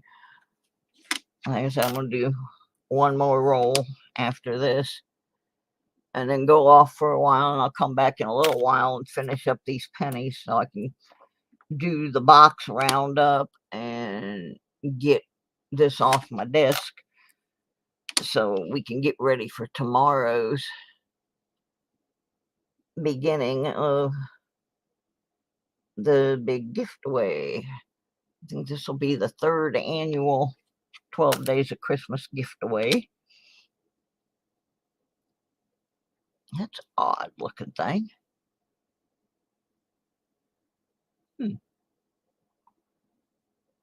Shelby, hi. Hi, Phil. How you doing, honey? Glad to see you. Glad to see you. I'm so glad to be back on. I like doing my streams, and I hate being sick where I can't sit at the computer.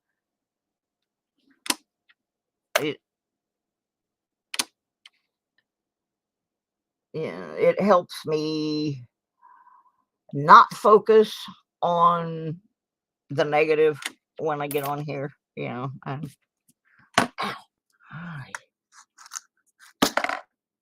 All right, what I'm gonna do, I'm gonna go ahead and do this last roll, and then we'll do we'll make it an end of stream giveaway. So let's go ahead and open this last rascal up, get it out of the system here. And then, yeah, actually one of the things, I gotta make cookies, and I've got to make up the packages for the giveaway. I've got the stuff, I just gotta, the presentation is not ready yet.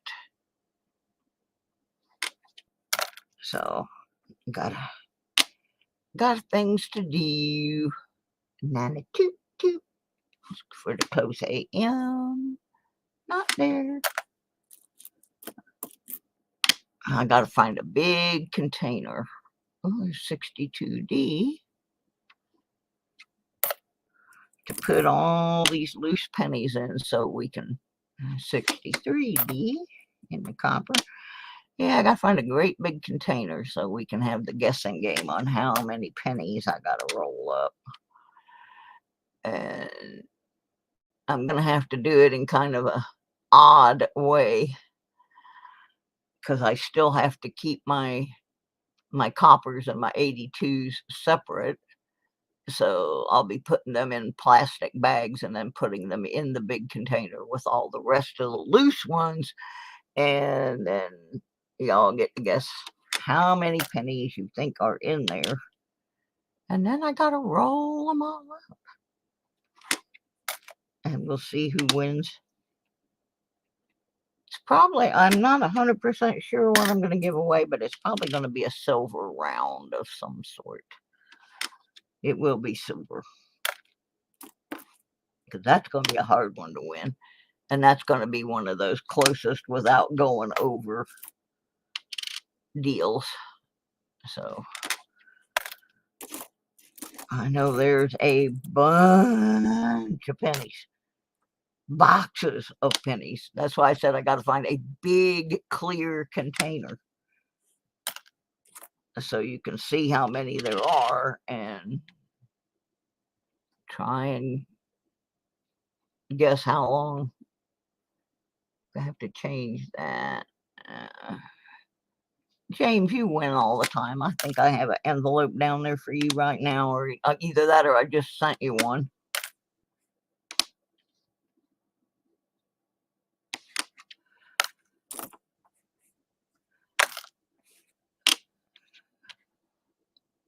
I just sent out quite a few, actually. Like I said, the next mail out will not happen until after we complete the 12 days of Christmas, because that way I'm not sending multiple envelopes to the same people. And thanks to Daniel Lauren, we'll be able to get some sent out. The Laurens sent a donation to help pay the postage on all of this 12 days of Christmas gift away, which was a very, very thoughtful thing to do, because it does get expensive to mail out 15, 20, 25 packages. You know, I know it says 12 days of Christmas, but there's usually more than one winner on each day. So last year it cost almost $400 to send out everything by the time it was all said and done. It was insane. Absolutely insane. It took me almost 3 months to get everything set out. Everybody did eventually get their stuff, but it took me a long time. And of course, I was sick too, so I wasn't moving particularly fast. I think a couple people may have actually had Christmas in July. It was sad.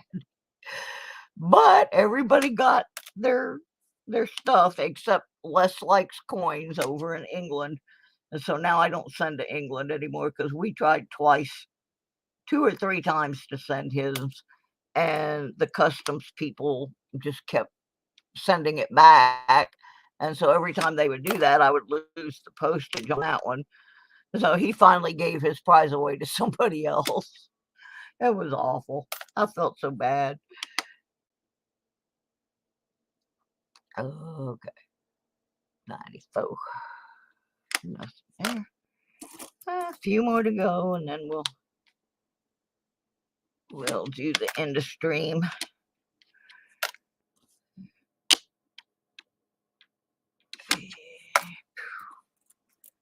And then I got to turn the heat off. It's actually starting to get warm in here. Well, I'm sitting right under. The way they have the heat in these places is really weird, and I'm sitting right under the heat vent. Our heat vents are not in the floor, they're up at the top.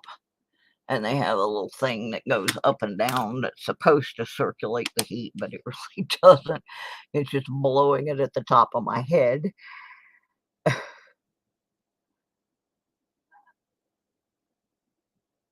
Looking for DVO, which we did not get, of course.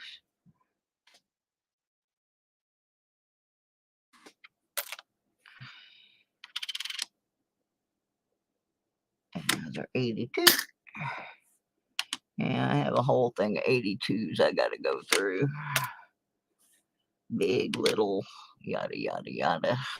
Copper in the hopper. And 87. Whoop. He just dropped a shield. No big loss there. 80 something something. 89. 72D in the copper. And the last one was a shield. All right. Let's see where we're at. Okay, first I gotta figure out what I'm gonna give away. It would help to have a prize. Let's see what I got here. These are mostly my personal coins that I have not put in my box yet.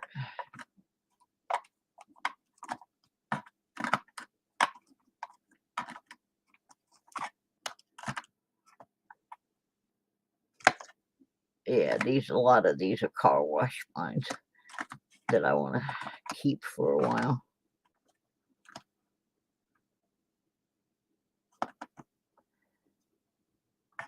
And my Mexican coins. I don't save a lot of foreign. I have some German and some Mexico.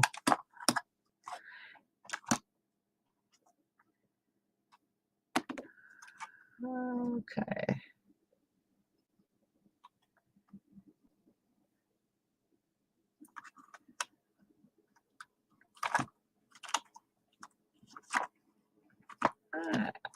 I think I found something.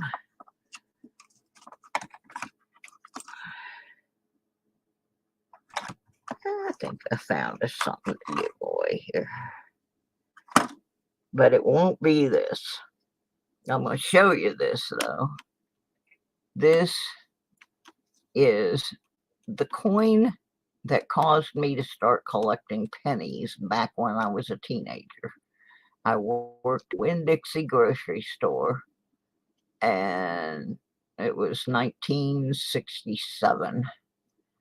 And I got this in my till from a lady that was paying for her groceries. And I asked my boss if I could buy it out of my till. And he started letting me buy coins out of my till. But this was my very first Indian head penny. And I still have it. It's 1863. And that was what got me into saving old coins. I still have it. Pretty amazing, huh? Because the rest of my coin collection, except for my 2 penny albums, got stolen by a drug addict when I was in college, and she spent it to buy drugs with. Okay, so here's what we're going for, folks. We're going to have a little duck race. She ain't pretty, but it'll work. So it's still silver. It's a 1914 Barber dime.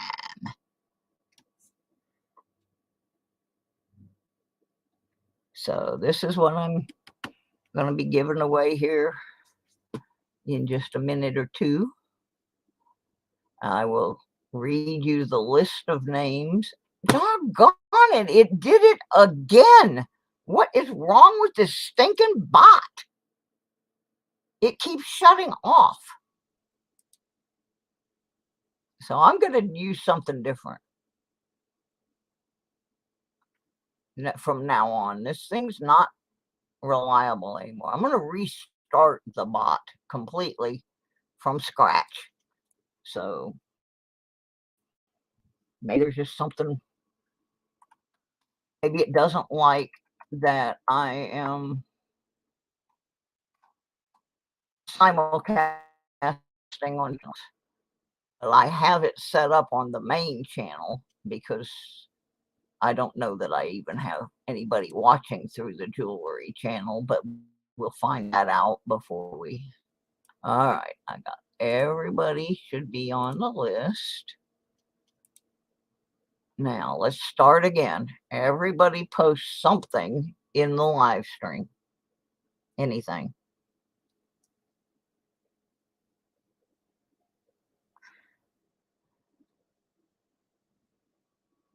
Yeah, that bot's, but it's not supposed to. That's the thing. This bot that I'm using is not supposed to do that. And I've never had it do it like this before. I've had it just completely shut down once and had to reboot it. But I've never had it where it just keeps turning itself off.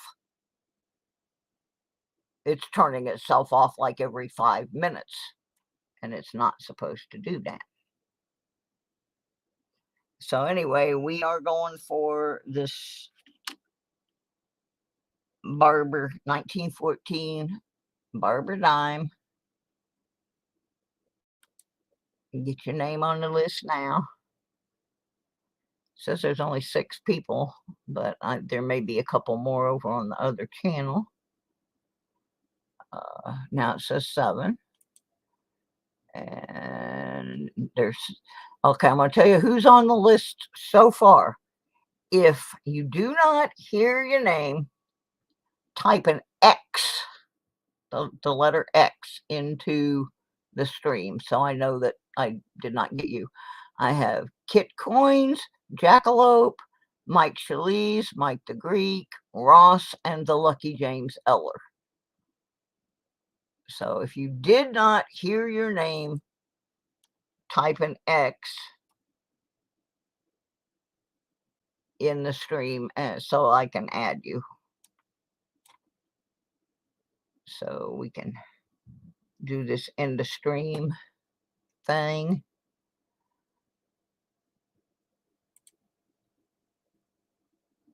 Because it says there's 8 people, but there's only 6 on my list. So 2 of you are missing. So there you go. We got a couple more folks not turning up here.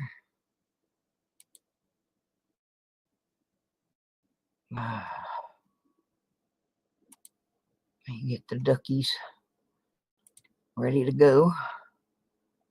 All right, people.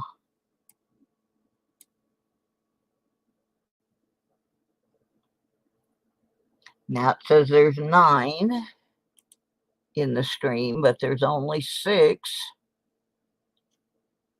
on the bot. So 3 of you, I'm going to read the list again. If your name does not come up, type an X in the stream so I can add you. I have Kit Coins, Jackalope, Mike Shalise, Mike the Greek, Ross, and the Lucky James Eller. Mikey is on a train on his way to Maryland from Florida. So he may not have a signal.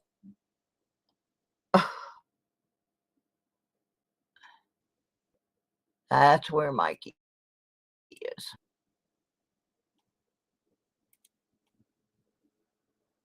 And I know that because I did a special order for a gift for his grandfather through my jewelry channel.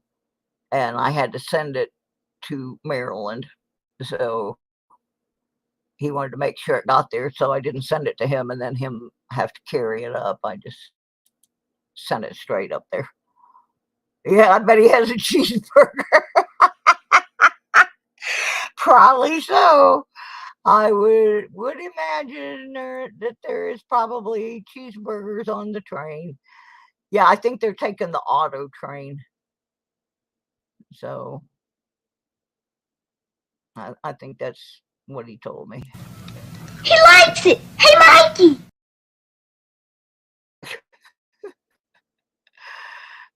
Yeah.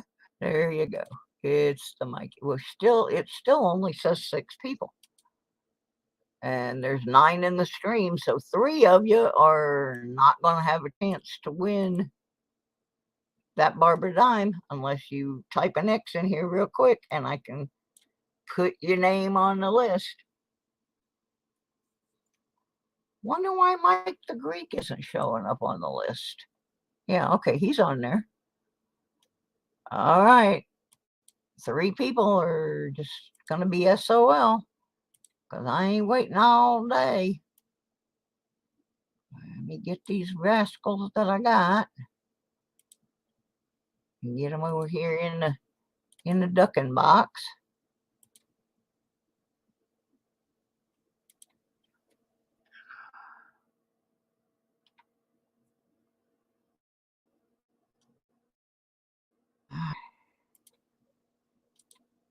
One more check. Yeah, Mark's probably doing something he's not supposed to be.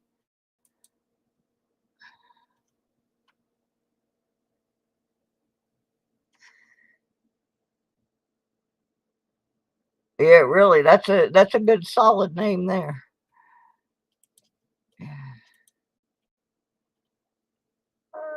Okay, well, those other 3 are just going to be out of luck.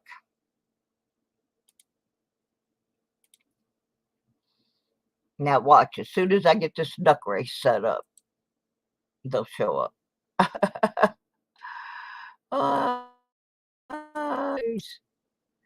Share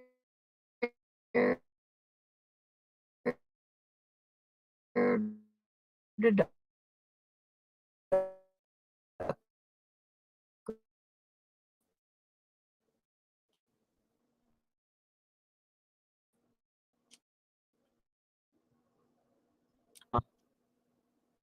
All right, I'm shutting.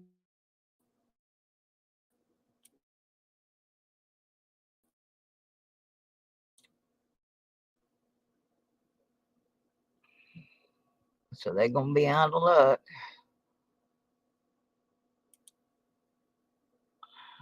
There we go. We got us a duck race.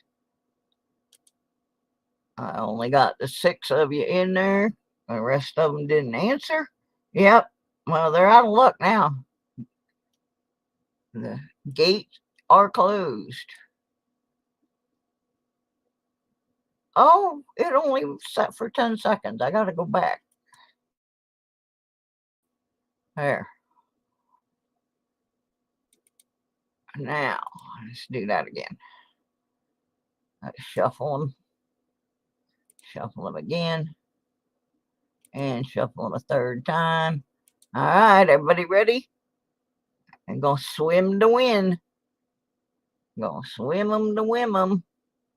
Now it says there's 11 people in here. There's only 6. There's 2 watching from the jewelry channel. And 8 from the coin channel. It will let me see that. So there we go. Everybody ready? The other 4 people are not in. Here we go. Swim.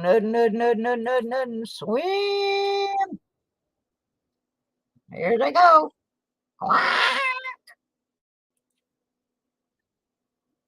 Somebody better warn them. Some people eat duck for Christmas. They better swim faster.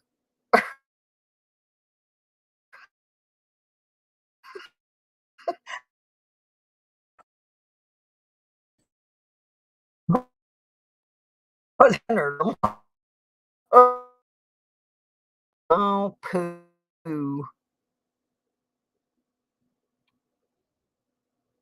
Come on.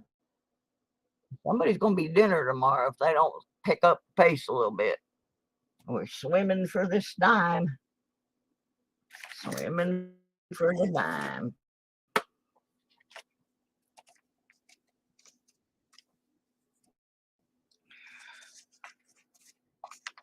Meantime, I'll get me an envelope set up. The envelope, please.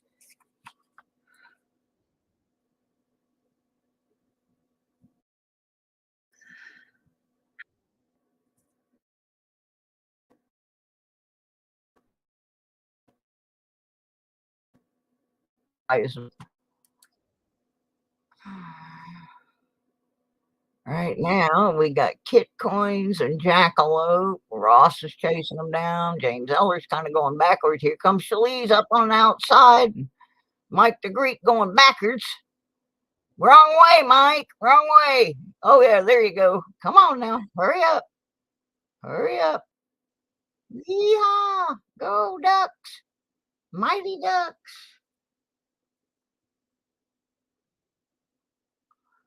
Three, two, one, and it's Shalise for the win.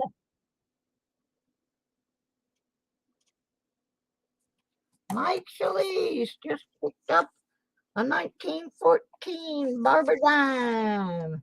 Woohoo! Good job, Mike.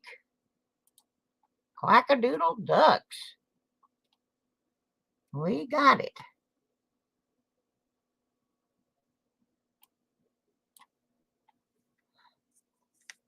Kit, I'm going to tell you, James Eller is the #1 winner on my channel. He wins almost all my contests.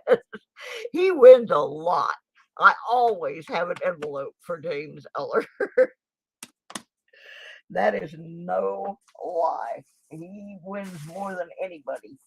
For a long time, it was Archaeology Mikey. And now it's kind of become Mr. Shalise and James Eller, Mikey, Jimmy Licari when he's around.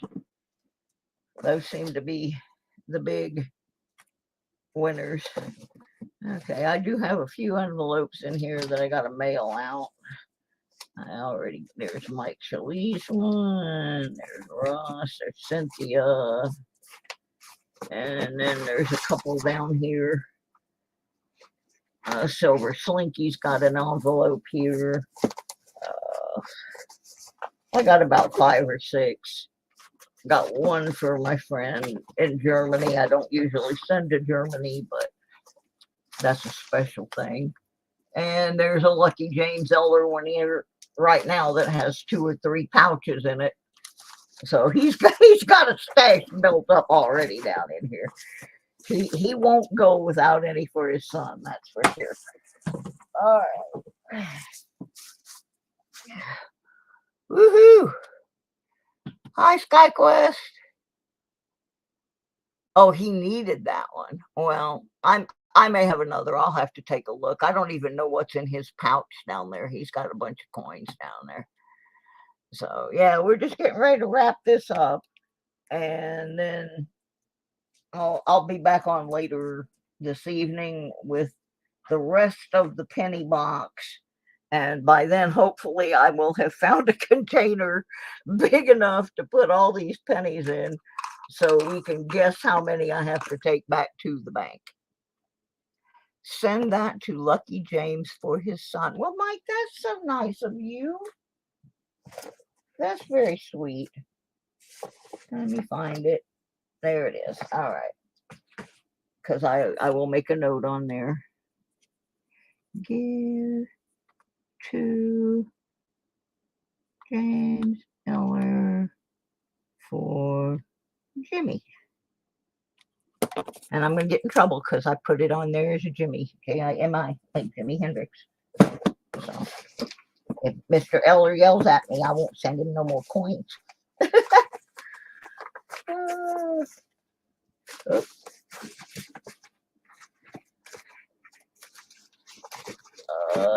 Whose envelope is this? James Eller. That's the one I want right there. Yeah, James usually has a pretty good pouch full before I send it off because that way it saves me on postage and it's just easier for my bookkeeping. Yeah, That was very nice of you, Mike. And I'm sure Jimmy will appreciate it. So on that note, I'm going to go make my cookies, start finishing up the packages for the gift away that starts tomorrow, and try and find a container big enough for these pennies. I think I have something that I can use. It's going to be, once I pour all the pennies in it, I'm just going to have to take the pictures, and y'all have to guess, and then I'm going to have to, because wherever I put it, it's going to be so heavy, I'm not going to be able to move the container. I'm just going to have to roll the pennies out of it. There's a lot of pennies. So thanks everybody from both my channels that came in. Pinned up at the top of this thing, you should be able to find the link for the comment video for the gift away. You will need to go make a comment on it, because the system will not pick up comments that were made in the live stream. So you are going to have to go make a physical comment on the comment video, which is pinned at the top of this live stream. And you can also find it on the either of the channels. That's the OohSusieQue Jewelry and Decor, or on It's Susie Q 96. It is pinned at the top of the chat on both of those.